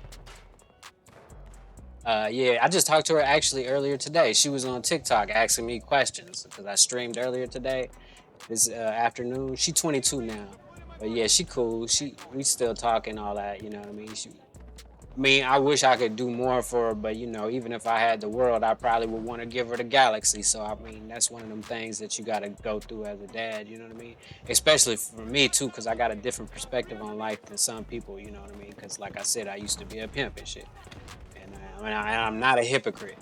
So, you know, you take that if you want it. If she decides to do whatever she want to do, I'm there for her, you know what I mean? Because, shit, my parents didn't, you know, turn their back on me when I was doing wrong or when I was doing stuff that I thought was right. And they did, you know, obviously knew better. But I still was like, I want to try. You know what I mean? And you got to give your kids, you know, that room to make mistakes. It's tough. It's just like when they little and, you know, you don't want them to hurt themselves on a bike or whatever. But you want them to ride the bike. So they going to have to hurt themselves, you know? But yeah, like I said, I gave her a car to go to work in, got her a job because my auntie was a manager at Bank of America, and that shit didn't work out, you know. And I don't even know what was wrong at that point. Maybe, I don't know. It wasn't, I wouldn't say it was nothing wrong with me, but I'm pretty sure there was something that she didn't, you know, appreciate that I was doing. That's probably why she, you know, had her ex-boyfriend come pick her up while I was at work, which was stupid because I had my homeboy Rashad living with us, right? So he lived at the house. So he just told me when. So it's like, it was like a self-sabotage situation, I would presume. Because that's the only, like, logical thing I would think of. But like we were talking about earlier on the stream, most times men think with logic and women think with emotion. She probably was emotional about whatever, I don't know, you know, maybe she felt a certain type of way about how the living situation was or whatever. I don't know. It could have been anything. You know how it goes, right? It's life. Holy shit, that was a crazy ass kill just now. But yeah, it could have been anything. And but yeah, after that, and then my brother died, like, I don't know. The year after that, I was like, yeah, I'm just gonna do whatever makes me happy. I became very selfish, which is understandable, I guess, but fuck. Did I blow him up? Yeah, I did. Holy shit. Holy shit, I don't know how I'm not dead right now. But, oh, he's a medic. I didn't have to use my thing, whatever. But yeah, she's cool. I talked to her earlier today. She wants to, I told her I might come out there and see her next week because I'm going out there to California, maybe next week, possibly. Oh, that was a kill. Oh, that's crazy. But I ain't want to tell her because I ain't want to like, tell her I'm coming out there to see her and then I don't show up because that's, that's not how I do things. But I hinted at it. You know what I mean?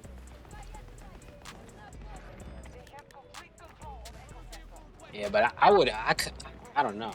I would imagine that it's a little tough growing up in 2023, or if you're in your 20s or in your teens and because this is a crazy time in the world right now. But I mean, I guess it's only crazy from my perspective because it probably is normal for a 20-something-year-old. Holy shit! Oh, the tornado is here. Let me drive into it like the other guy just did. Holy shit! All right, I'm about to hop out. Yeah, I'm playing Battlefield 2042 for whoever asked that earlier. I don't know if I responded to it. Oh shit! I think I did though.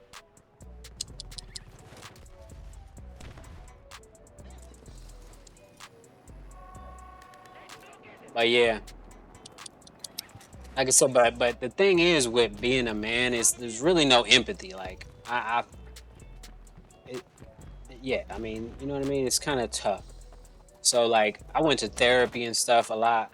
Not a lot, but like for alcohol and shit, you know what I mean? I didn't need to go like court ordered or anything, but I had to go. And then I think I didn't have to go. I just went because my mom wanted me to go. She asked me to, and I was like, all right, for you, I'll do anything, right? So after I did like the 6 weeks or whatever, I just stayed for another 2 years voluntarily. You know what I mean? They were offering me jobs and stuff like that. And then that's when I started to realize 2+ guys or men develop their brains, like your brain develops a little later. So I'm like 25, 26, 27 at this point, sober, and I'm starting to realize, man, yeah, maybe shit didn't go as planned, but I still got to make the best of this shit, you know what I mean? So for the last, I don't know, like I said, I'm 39 right now, so for the last 10 years I've been just trying to rebuild myself. So I got 2 businesses. This one, I got a nonprofit organization for homeless people as well.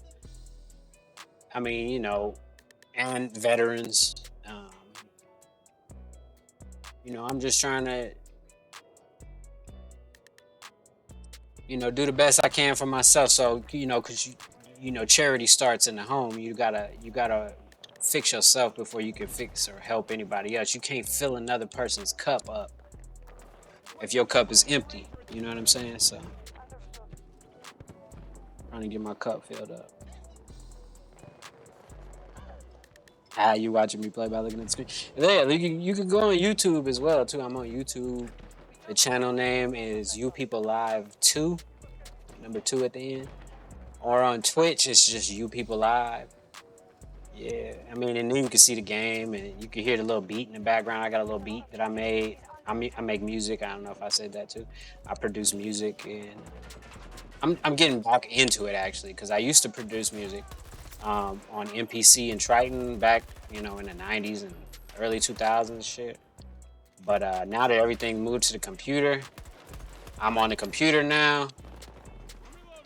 Yeah, I've been producing on FL Studio for about a year now again.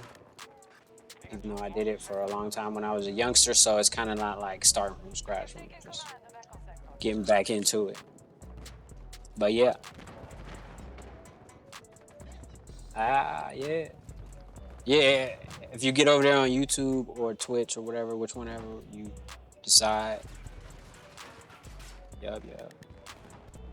I got the chat over there too, but it's up to you, like however you know what I mean? It's whatever you like. Like, what's the name of it? T.I. Oh man. Like, I don't even play this game for to be the best either. I'm just playing it just to have fun.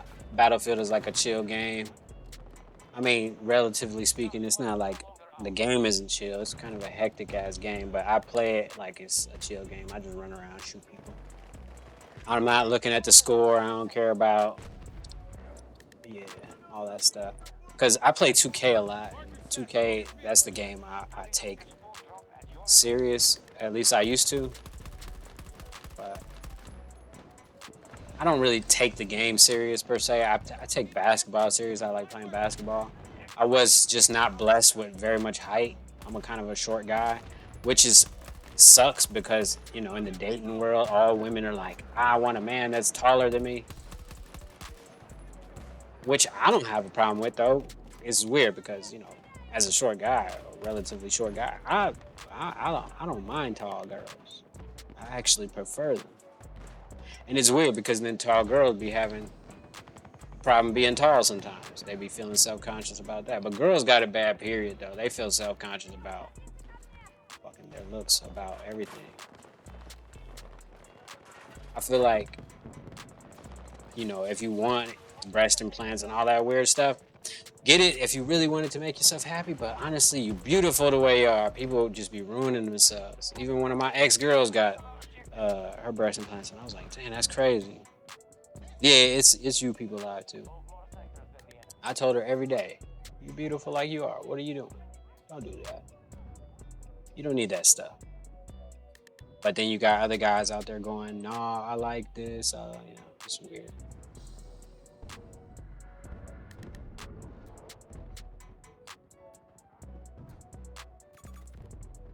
True. But, you know, the pressure there is a lot more pressure on girls because, like I said, I don't got to put on makeup and stuff before I start streaming. You know what I mean? I could just jump on here. I mean, I wear this stuff for branding purposes and stuff like that. But once I get this, you know, thing going like a well-oiled machine, I'll probably start bringing out the other stuff because I got some other sweaters. I got some other shirts. But I'm not trying to sell nothing yet. I'm just... Oh, I snuck up on him. That was sneaky. Holy smokes. That was pretty cool. Right.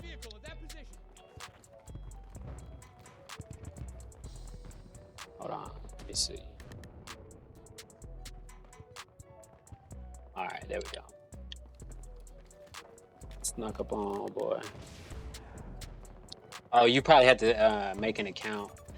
Yeah, but don't worry about it. I mean, yeah, if you don't have, what are you on Twitch or YouTube?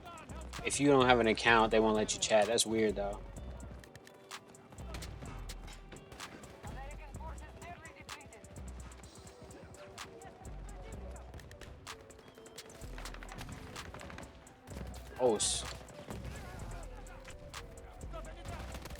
Oh, I ran up on his Is the game almost over? Oh shit, it is. All right here too. Oh, hold on. Just throw some smoke. I don't know what else to do. There's so much shit going on right now. Holy smoke. Oh. I'm all in the smoke. Oh. Somebody shot me in the back.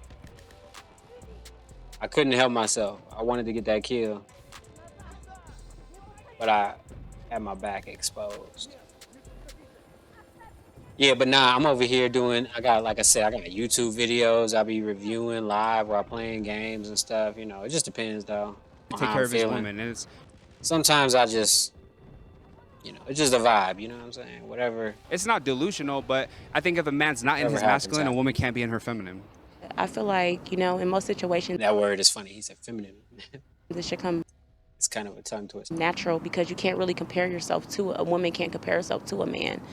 So... But won't women often attack a man's masculinity when they don't get what they want? Not all women. Not all, but a lot of them do. Yeah, and so if it comes naturally, then why would they ever shame a man for something that should come naturally? Because some men are just not equipped, and it doesn't come natural for everybody. But isn't that women just defining a man's masculinity? I guess so, if that's how you're putting it. Because women have this entitlement issue that's going on and feel like their just mere existence means they're entitled to any other person. They don't understand the process of when a man scoped themselves. You know, let's put it to this way. If you was to get a man, he was a good-looking man, but he didn't have money. Let's call it this. Would a man be invited to the high luxurious parties with the women on the yachts and the helicopters and the mansions and the nightclubs and this and that? No.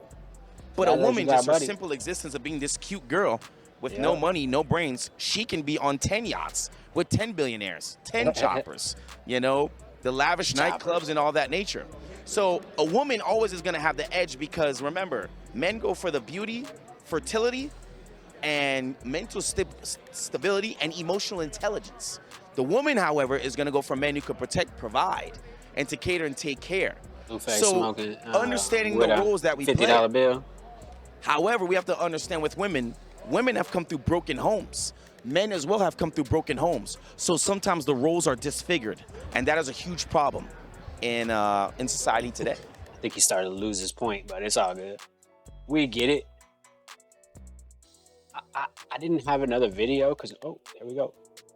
I like Charleston White, man. Charleston White is cool. Matter of fact, give me 1 second.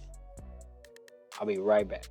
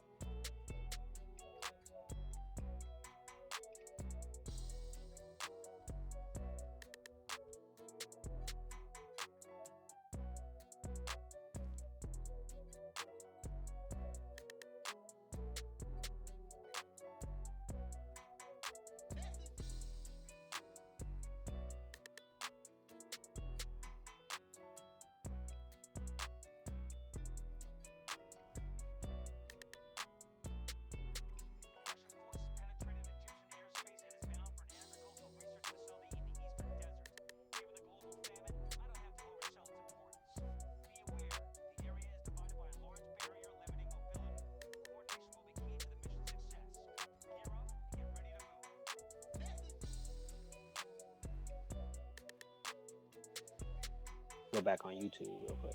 I watched them grind up from the bottom. Hold on, I'll put it on YouTube actually, because you're watching on YouTube still, right? Let's see. I should have them right here already on here. Let's see. Oh, right there, yeah. Because I was just showing this. If you're looking on YouTube right here, this dude is the one that did the painting. He got Instagram. He got all that shit. He do some real cool painting. I've been following this dude for like years.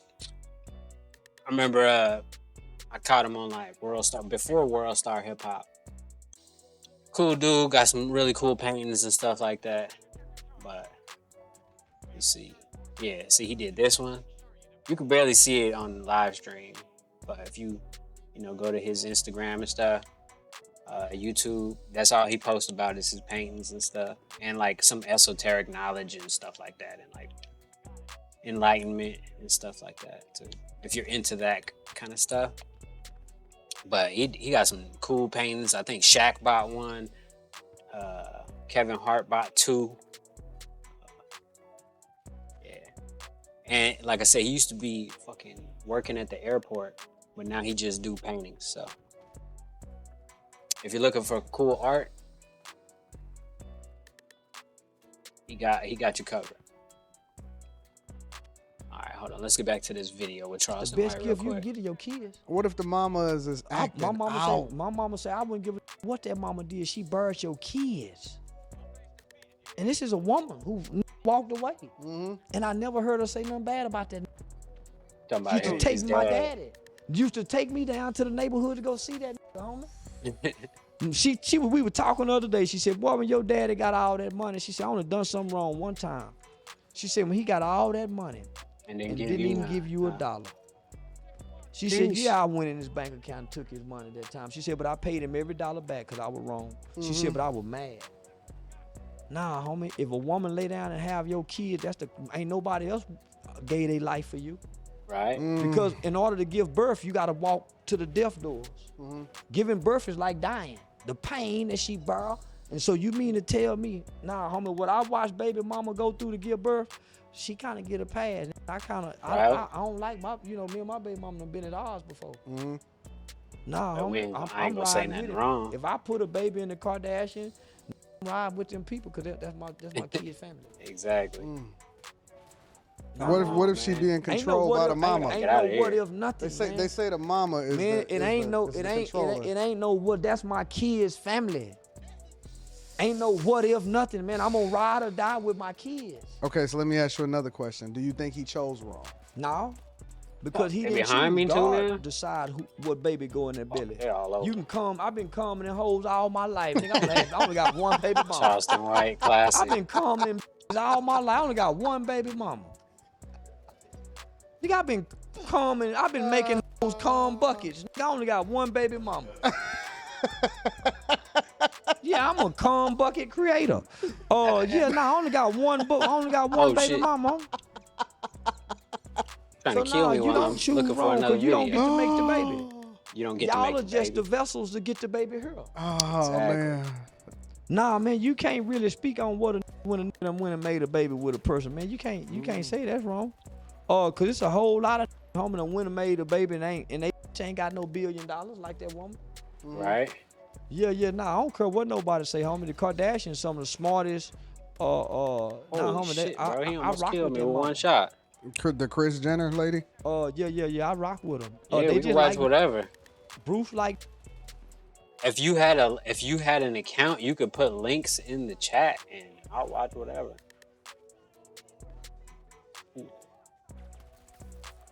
Got him. Was that 2 of them? Holy shit, where's he at? Oh, there was more than 2.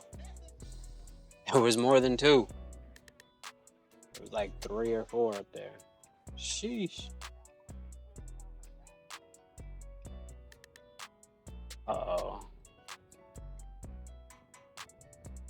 The only thing about rap videos is that they be trying to copy claim, the videos and shit. So I try not to watch too many, you know what I mean? Like, what do you call it? Fucking copyright music. That's why, like I said, it's cool, like I said, especially on Twitch. Twitch don't care, but YouTube, they be trying to, then I gotta go back and edit the video and take out the music, YouTube, they give you like this button that you can press to do it, but for whatever reason, when you do that, it takes like fucking forever for them to like do it and then give you the video back to be uploaded. So yeah, it's kind of a hassle, but yeah, I got all that shit hooked up.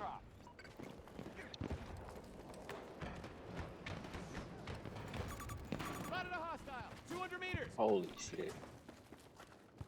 But most of the time, I usually just, like right now, I'm listening to this one book. It's called How to Make Anybody Do Anything You Want Them to Do or something like that. Let's see. But it's an acquired, you know what I mean, taste. Maybe not everybody likes it, but not everybody's gonna like everything anyway. You know what I mean? But let me see if I can find it.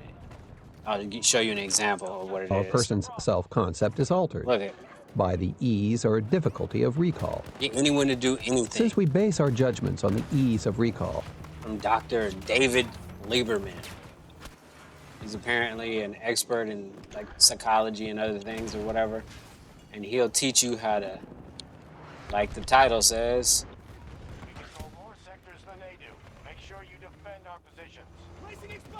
come on, bro. Did it blow up? Where's it at? Oh, he trying to get away. Fuck, I'm gonna die.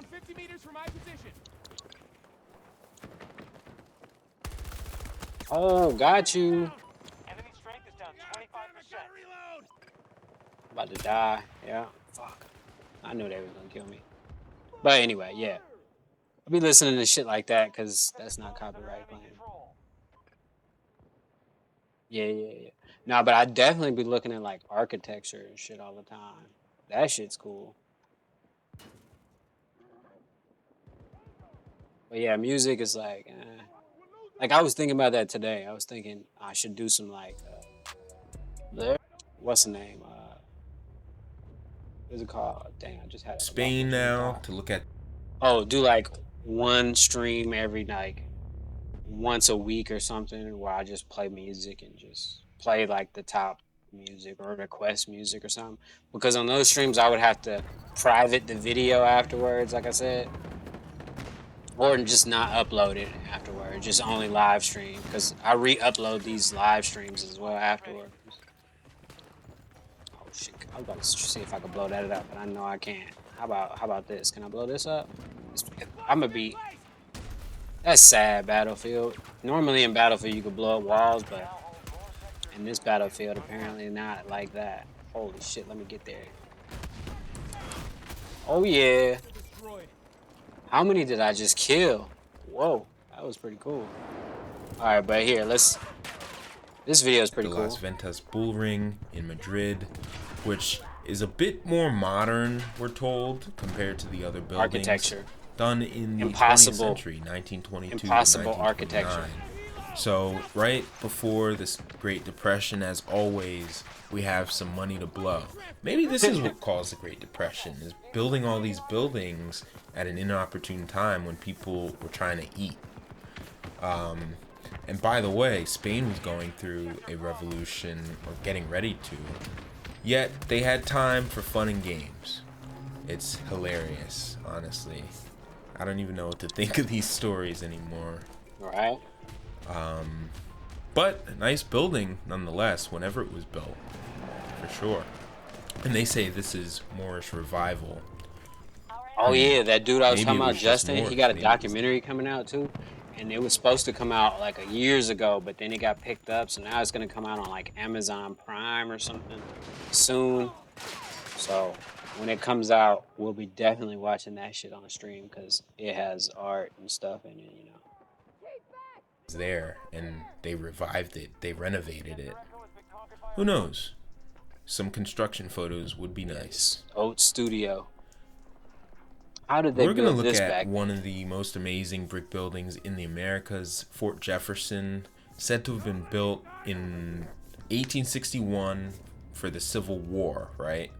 Now somehow they were able to get 16 million bricks to this exact location. How the hell did they do that? Build the foundation in the water, build the wall, and then go ahead and, you know, That's crazy. build the structure up.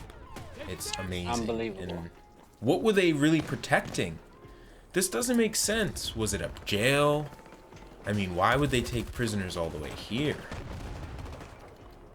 It doesn't make sense. And also, look at that island. It kind of looks like a DNA strand leading to this hexagonal cell sitting in salt water.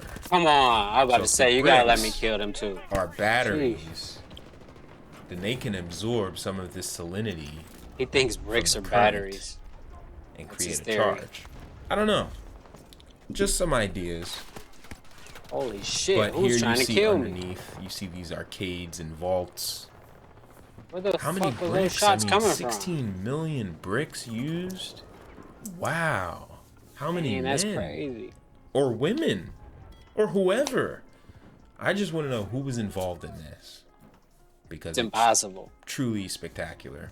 It's impossible. Here we have the Sultan Abdul I Samad couldn't even see him. building Oh, he's right there. in Malaysia. Now this is another Moorish revival style, we're told, done in 3 years from 1894 to It only 1897. took them 3 years to make Doesn't this. matter where. That's bullshit. That's crazy. 3 years. Look at the detail. Where in the world you go, they could just throw things up in a couple years, it seems like, right? Magic. Nice brickwork. Come on, I'm stuck. Really, really just great detail all around. I can tell the domes definitely have been replaced a couple times, or at least renovated, but the brickwork itself seems pretty top class. Even down there in Malaysia, the British brought their best, I guess. But this is pre-British Empire, the Rasmancha Temple in India, looking similar to an Aztec temple, to be honest. I mean, I'm wondering if the civilizations were connected in ways that we don't know. It would seem so, because buildings speak more than history books do. Right. Now you can see many different types of bricks. You can see the mortar. You can see long bricks, which look like the Roman style bricks I was talking about. It's crazy. Wide, fat bricks. I mean, there's all kinds. Damn, of did you see that jet? Discriminate here. It looks like truly amazing. This must be an important node on the grid, just like the Jetavanaramaya Stupa in Sri Lanka, which, believe it or not, is the largest. A jet just ran into me. How many Did y'all bricks see do you that? think were used That's to make crazy. this? 93 million. Jet just ran into me and That's we right. lived. 93 million bricks used to create this in the year 300. 93 million bricks. Now I think this is when a lot of historians bricks. just make stuff up. They just making because shit they up really now. don't have Yeah. a good explanation. I feel you. And they know that the further back things get buried, the less questions we ask. But it's not the case. I mean, how did they make all these bricks? How did they get them here? How did they lay them? I think we're talking about like high level magic. High level magic, I think definitely. we're talking about something that Like fucking is Harry not Potter game. spoken about. Some power. And again, it's a mound. So we know this is energetic. We know the mound represents the womb. The I'm going to female get that energy. sniper. So this is, but it also has the spire on top, which is representing the male energy. So these types of structures are pretty sacred and pretty special, powerful, energetic nodes. Come on, If you've ever seen Praveen Mohan channel, he goes to temples all over Southeast Asia and checks out some of the most amazing things and asks simple questions. That same questions I'm asking. How could ancient Damn. builders mass manufacture so many bricks 1700 years ago? Right. We don't This ask is the not crazy possible. questions. We just gotta figure these simple things out, right? Just the simple stuff. And then maybe we can get to the deeper questions. But you can't just tell me I this can't was go built up there. 300 AD with 93 million bricks and not explain anything beyond that. It's almost insulting. This Right. is why I feel compelled to do the digging that I do. And, you know, you're Makes watching, sense. so you seem to be wanting to do the digging as well, which is great. And maybe someday we'll get further along. But that's the end of this. Damn, bro, I'm getting now I do have shot. a bonus. The fuck? And this bonus is gonna come in like a flash of plasma beam to Oh. destroy old world buildings. Come on, man. How the hell? What's going on here? Where is this? He got me. This is Petra, Jordan. Oh, Pretty I'm amazing revived. site. Got your I ass. just found Hey. this panoramic 360 panorama. Wow, of course, got website, shot. which is pretty neat. I'll leave the link, and we can just check out some of these places. Now, this is just an exploration. I have no idea what is going on. I don't know much about the narrative, and I don't know what actually happened. crazy. But I can tell by looking at this that this is an amazing place. And this is something magnificent. I mean, look at the scale of this entryway. And then we've got these 3 smaller rooms. Wow. Yeah, Petra. So this looks like the Southwest. This looks like Arizona or Utah. I mean, same stuff. Arizona. And I will be doing some comparisons in the future of what I think happened out in this area. and I think it was something destructive, some weaponized form of technology that wiped this out. I don't think it was necessarily mud flood. I don't think it was war simply. I think it was something intentional to destroy these places and kind of melt them. And that's why, yeah, you can look all over the place and you find these little entrances, doorways, and I'm sure inside connects in various ways. I mean, even when you look out, right?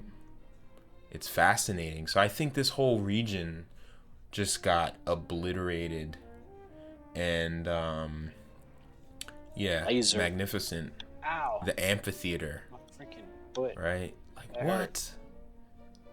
Complete with press boxes and sports boxes. Wow. How is that possible? Truly fascinating. I just thought this was cool, and also do note that this does look like the material of bricks, terracotta, earth, clay. So I think the reason why these buildings, if they were built with bricks, they were destroyed. And if they were built into the earth, they were done so probably to utilize the natural properties of this type of stone. There you have it. Oh shit, I'm not done listening The to ushers in this. my museum once told me he intended to whip It's a the man art who of was in getting the money. lecture room as soon. I'll listen to that later though. Oh snap, hold on. See real quick.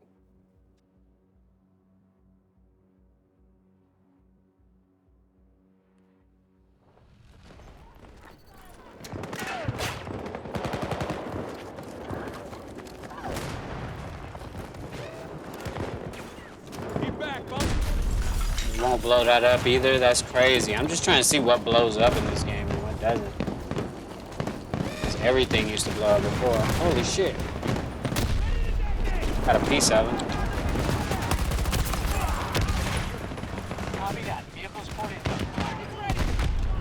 Too far away from him.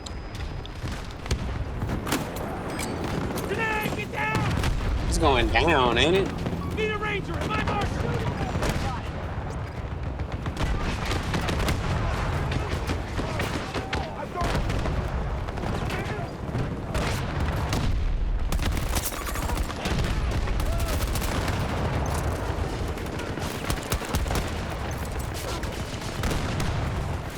Damn, this shit crazy right now.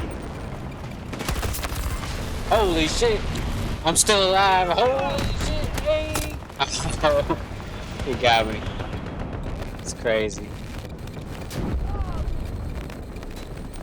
As above, so below. Yep.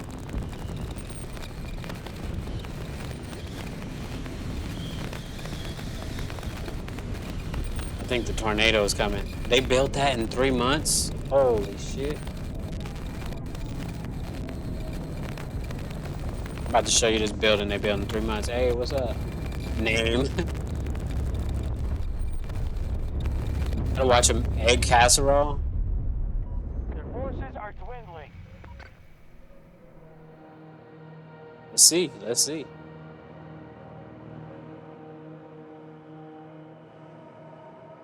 Let's see. Hold on.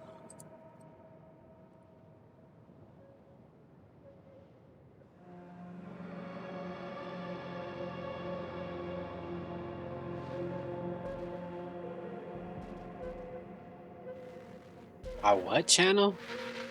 How to basic channel? I don't see that channel, but I'm looking. I mean, I see a bunch of egg casseroles. Is that what did I say the right thing? Yeah, egg casserole. I ain't never ate no shit like that, but whatever. Holy smokes. Spain now to look at the Las Ventas Bull Ring in Madrid, which is a bit more modern. What? Did you just see that? The fucking game just crashed. That's crazy. That's rare. Rare. Let's see if I could just find the How To Basic channel first.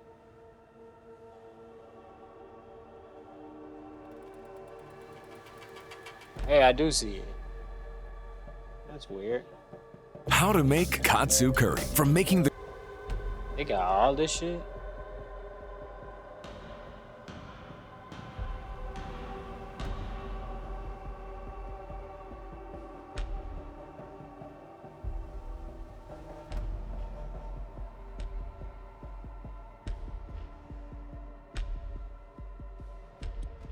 Alright, we back.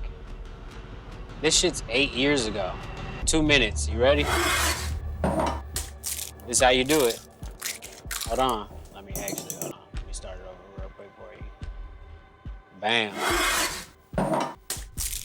That's how you do it. Right there. If anybody wants to know how to make an egg casserole, we're watching it right now.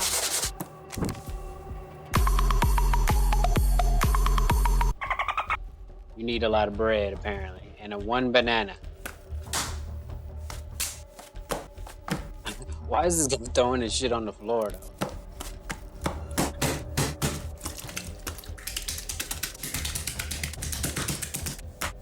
That's nasty. See, I was trying. That's funny. Is this supposed to be funny? Because this is funny. He poured some on the counter. Ugh. What is he doing? This is nasty. Hold on, that's funny. He rubbed it down the crack.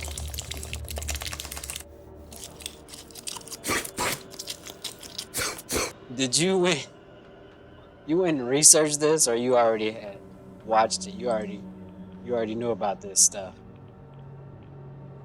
This is funny.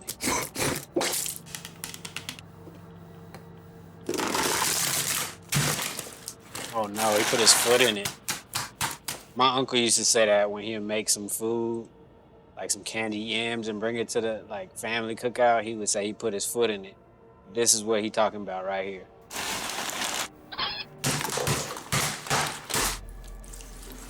The man got his whole foot in it.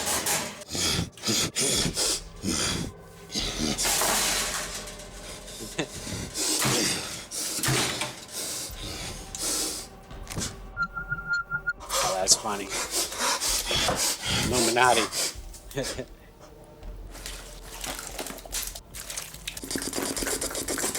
What the hell's going on here? I don't think we're making an egg casserole anymore. Who requested this? Name question mark. You crazy.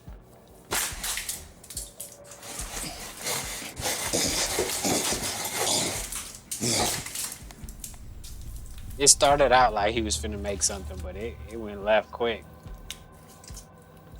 And I don't know why I'm assuming this is a male, but I could be misgendering. You know, we don't do that. Oh no, this motherfucker threw it on the table and pissed on it? Holy shit. Well, thank you for requesting that video. That was definitely enlightening. I would have never found that on my own, because I watch stuff about bricks and buildings and stuff. We're told, compared to the other buildings, done in the 20th century, 1922 to 1929. So right before this Great Depression, as always, we have some money to blow. Maybe this is what caused the Great Depression, is building all these buildings at an... All right, let's see. Hold on. That was the last one. This one, I want to see. No, the thumbnail was not clickbait. This building was actually said to have been built in 3 months in 1879 after a fire, which coincidentally or not, on April 23rd, the day of this publishing, caused the previous building to burn down. Thank you to this commenter for tipping me in this direction for my last video I had never even considered, and I am grateful for the comments and interactions that we are having. Also, thank you to this commenter who tipped me off on a Turkish architect, which I will show in the bonus section at the end of this video. And as you can see, the third building, which is the current one, was created in 1879. So this is the history behind this building, right? They built the first building in August 1843, and it housed basically all of the university's administrative offices, dorms, classrooms, everything, the kitchen. I don't like this map that much. It wasn't but we'll enough, give it a so shot. in 1864 they started the second building, which was basically a renovation and addition on top of the first one, or so they say. And it cost them a cool $35,500 to do, equivalent to $628,000 today. Holy shit, I ain't seen him sliding over there. It's probably closer to 700 grand today. Now, this is where it gets interesting. This building, the second main building, suffered a fire in April of 1879. And this fire caused the building to burn to the ground, and there was no saving it. So this is the story, right? April 23rd, around 11 in the morning, smoke and flames could be seen rising from the roof. Within 3 hours, the fire consumed the building. What kind of fire was this? I mean, this is pretty intense fire. So, 3 hours for the building to burn to the ground in April like of 1879. Well, this is what happened. They didn't waste any time at all getting ready for the third and final building. The heck, I'm stuck. This part of the story reads like some fantasy novel, okay? The university took action by selecting, out of 30 competitors, a new design They always by have a Willoughby contest. J. Edbrook, who drew the new plans by May 10th. So I remember, fucked it up. April 23rd, the building burnt. By May 10th, Willoughby Maybe J. two. Edbrook had new plans already drafted. Architect Edbrook, brother Charles Borromeo, Patrick Harding, CSC, and mathematics professor William Ivers marked off the dimensions of the construction on the day of the groundbreaking ceremony, May 17th, and the first stone for the foundation was laid on the 19th. Hey, I'm about to get the revive. So this sounds like a joke. An architect, a brother, and a math professor mark off dimensions for a building. Rail cars full of bricks arrived continuously to town and were brought to campus in a steady stream of wagons. By May 31st, 26 stonemasons Holy and shit, why didn't bricklayers that were guy working with die? their support crews on the walls of the new building. That's crazy. The construction required about 300 veteran tradesmen, including 156 skilled stonemasons and bricklayers. This exceeded the number of experienced workers in the South Bend area, and was also scarce in Chicago because of the rebuilding effort due to the Great Fire in October 1871. Hence, skilled workmen were brought into South Bend from great distances. The construction was very rapid due to the zeal of the workers and volunteers.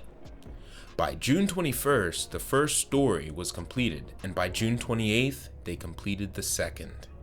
The 4th of July saw the completion of the third. The building was completed before the fall semester of 1879. 56 bricklayers and 4.35 million bricks were necessary to complete it. What a deal. And once finished, it stood 187 feet tall. The building also required 300 tons of cut limestone. The halls were wide, and it was considered hygienic since they had installed a ventilating system unequaled in any public building in America at the time. Yeah, The Golden Dome was the last thing to be finished, with the iron framework, the panels, and the columns supporting the dome being added during the summer of 1882, and the dome itself was finished in September. The statue of Mary atop the dome weighs 4,000 pounds and stands 19 feet tall. It was a gift from the sisters, students, and alumni of adjacent St. Mary's College, Notre Dame's sister school. It replicates the pose of the statue of Mary on the column of the Immaculate Conception in Piazza di Spagna in Rome, erected under Pius IX. It was designed by Chicago artist Giovanni Melli. The statue arrived on campus in July 1880 to replace the one that was destroyed in the fire. The cast iron statue sat on the rebuilt front porch of the new main building for 2 years while the new dome was completed. The $1 million rebuilding project had left the university in debt. University founder Reverend Edward Soren, it's all about the ball, wanted to gild the dome in real gold, but the Holy Cross Communities Council of Administration for Notre Dame deemed it too great an extravagance. The standoff lasted until 1886, when Father Soren used his position as Superior General of the community to name himself to the committee and asked to be its chairman. He then refused to come to the meeting so that the other members could not legally conduct its business, even moving to temporary quarters at St. Mary's and refusing to return. When university business halted, the committee relented and Father Soren got his golden dome and statue. The first project cost $2,000, while the 10th gilding of the dome in 2005 cost $300,000. Wow.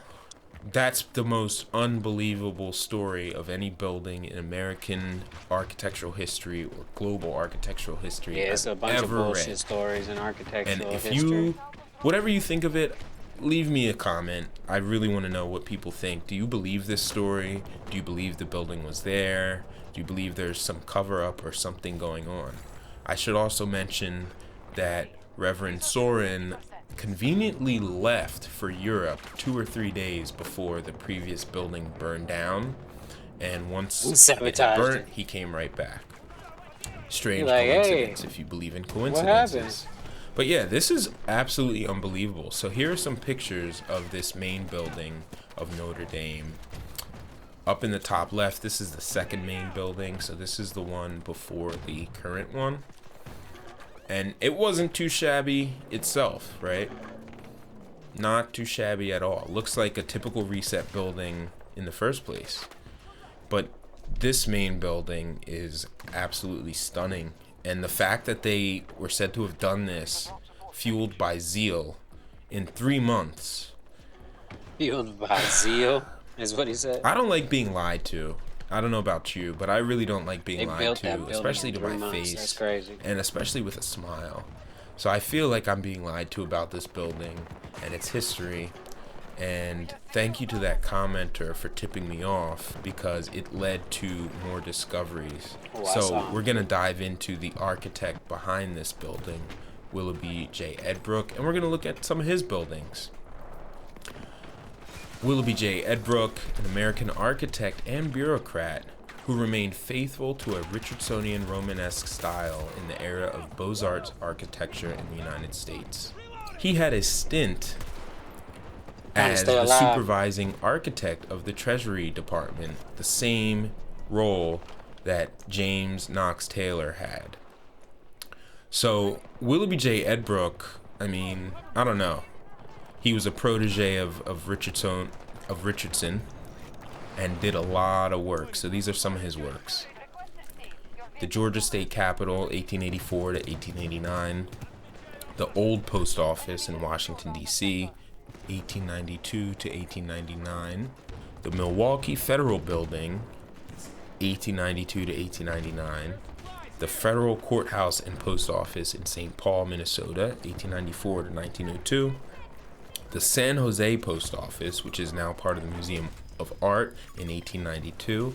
And this building actually looks very similar to what I showed in America is the Old World Part 2 in Cincinnati. There's a Cincinnati Museum of Art, which also has Richardsonian Romanesque style. I wonder if he was involved. There's also the Wheeler Opera House out in Aspen, Colorado, 1888 to 1889. So he was all over the place doing these types of buildings, or so we're told. I don't really know. And again, I'm not too concerned with the architects. I want to know who the builders were that were executing with such precision in this time. Back then, it's impossible. Next up is Philadelphia architect Irwin T. Catherine, who is chief architect of the Philadelphia Public Schools from 1920 until 1937. Many of his works are different styles, but he was notable for doing a lot of Gothic style high schools and middle schools or junior high schools in Philly. Now, the one thing that I don't understand is that he did so many buildings. Oh, my phone about to said die. to have back at a time when the population was much lower than it is today, or so we're told. Oh, I'm getting picked up. And many of these schools today are not used to capacity. They're vacant, they're closed down, or they're repurposed into other buildings, such as the case of Edward Bach Vocational School, which is now a massive compound of many there's a lot of different them in there. businesses. So let's look at some of these schools, and you can decide for yourself if you think they were appropriate for inner city middle and high schoolers. We've got the Jay Cook School in Philadelphia, 1922 to 1924. Simon Gratz High School, 1925, looking similar to Overbrook High School, like which was done prisons the and year asylums. before. Overbrook is where Will Smith went to high school in West Philadelphia. Okay. Edwin West M. Philadelphia, Stanton born and raised School, on the playground, 1925 to where I spent most of my day. 1926, I know followed the by rest of the song. Chilling out, maxing, relaxing, all cool, and all shooting some b-ball outside of the school, some shit.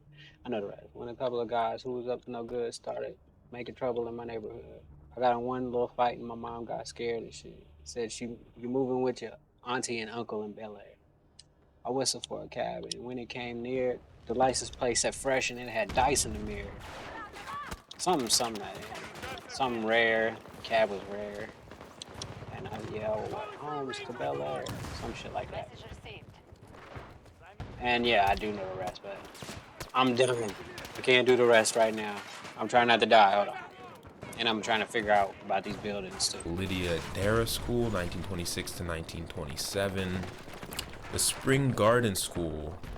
They were getting this and the Laura H. Carnell School underway. Got his at the ass. beginning of the He thought Great he Depression. thought he had to jump on So it somebody. looks like they, did a good job when money was tight. Next up is a Damn, I was over trio, here. McKim, Mead, and Got White. blowed up. Now these dudes did many buildings all around the country, all over. Train stations, government buildings, museums, They were state magicians, capitals, alchemists. you name it, libraries. So let's take a look at some of their buildings. And again, I think that these dudes were supreme reset renovators in charge of some major buildings. So these are some of their works. The original Madison Square Garden. Actually, this is the Stop second the Madison TikTok Square because Garden. the battery's about There were to several die. iterations, 1, 2, and 3. This is the second. Done in 1890. And at the end of this video, I'll show some different pictures of it. But it was pretty magnificent for the time. If you've been in New York City, there's a chance that you've been to Washington Square and have seen this magnificent arch. They also did Liggett Hall on Governor's Liggett Island. Hall? I included this because Governor's Island is a star fort. You can check that out, and you can also see that in my list of star forts worldwide that I've linked on various videos, including this one. They also did the Lowe Memorial Library at Columbia from 1895 to 1897. Nice dome. That domes like that require just amazing precision and execution. Now this Prison Ship Martyrs Monument in Brooklyn has an interesting story. I won't spend too much time on it. Very strange history. These monuments that have to deal with soldiers and sailors can be found all over the place. And they're usually phallic obelisk type columnal monuments, for what it's worth. They also did the Rhode Island State House, 1891 to 1901. So what would it be without a state house under, the architect's belt? They gotta do that. Next up, Daniel Burnham, Chicago architect. He most notably did the World's Columbia Exposition, among many other buildings in New York, Chicago, and different places. DC, and even the Philippines. So let's take a look at some of his buildings.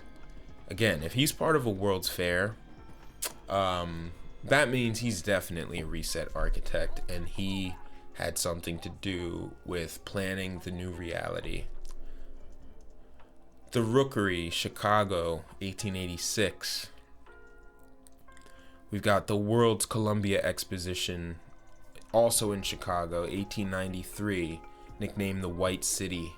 And if you don't know anything about the World's Fairs, there are so many videos on hidden history and the World's Fairs. I would encourage you to just YouTube search those terms and you'll find something. But there were World's Fairs all over the place, and they were said to have been built using temporary structures. In plastic. So afterwards, everything got demolished. But typically, they left one or two buildings in each city, and I've shown the building that they have remaining in Philadelphia in previous videos. Nonetheless, I mean, these World's Fairs are really mind-blowing, and I think they were the reset carnivals. They were indoctrinating the new inhabitants of the new world. Much can be said about them, and I will do more in the future. Next up are 3 railway stations named Union Station. Pennsylvania Union Station in Pittsburgh, Union Station in El Paso, and Union Station in Washington, D.C. All 3 built in the early 1900s. I've already talked about railways and what they can lead to, but this is definitely something to add into that bag of interesting connections. I wonder why they're all named Union. I mean, the Union Pacific Railway. There's a lot of different things, but really, why are they called Union? Yeah, why are they? What do they have to do with anything deeper beneath the surface? Yeah, what does it have to do with anything? A little bit out of left field is the Negros Occidental Provincial Capital in Bacolod, Philippines, done in 1927 and 1933. So again, it seems like in the world of architecture, there's no Great Depression. They had money and funds to be gone all over the world and doing things like that. Now, I did have to do a little bit of research and take a second glance when I read the name of that building, because sound like Negro. On the entablature it says Provincial Capital of Occidental Negroes. Right. And I thought, what? But yeah, Occidental Negros, it's a region in the Philippines. Still an interesting name and worth digging into down the line. The last architect that we're gonna look at in today's video is Frederick Law Olmsted. Now, this man was involved in many projects that I've already mentioned, including University of Notre Dame. But he is the father of American landscape architecture, or so we're told. And his first major project was Central Park in New York City. Again, if you've been to New York City, there's a chance you've been to Central Park.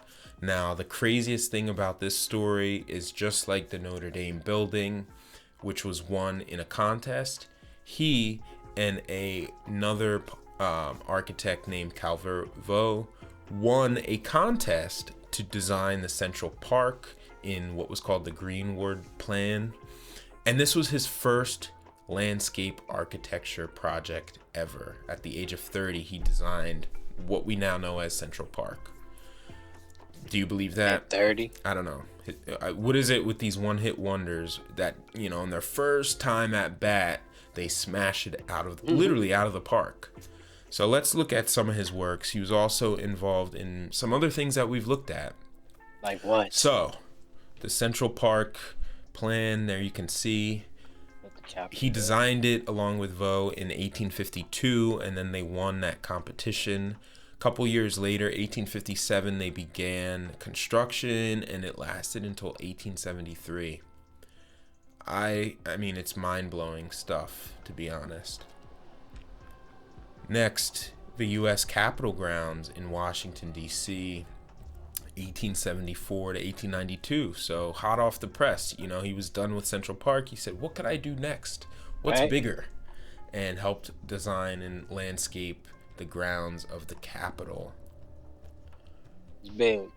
The Biltmore Estate grounds in Asheville, North Carolina, which is the primary residence of the Vanderbilt family. Now, okay. Olmsted was also involved with doing many of the robber baron, reset baron estates and mansions. I think, again, he was tapped to be the role that he is. Remember in the last video in part 1 of The Prolific Architects, I talked about Henry Hobson Richardson, who designed the New York State Hospital for the Insane? Well, he partnered with Olmsted on this, and it is also known as the Richardson Olmsted Complex. Again, why are they designing, tag teaming to design grounds for the insane? Those insane asylums were a part of eugenics, a big part. But on that note, I'm gonna holler at y'all later, man. I got some other shit I gotta do. So, yeah. It was fun while it lasted, but I'll holler at y'all tomorrow or something, man. I'm out. Peace.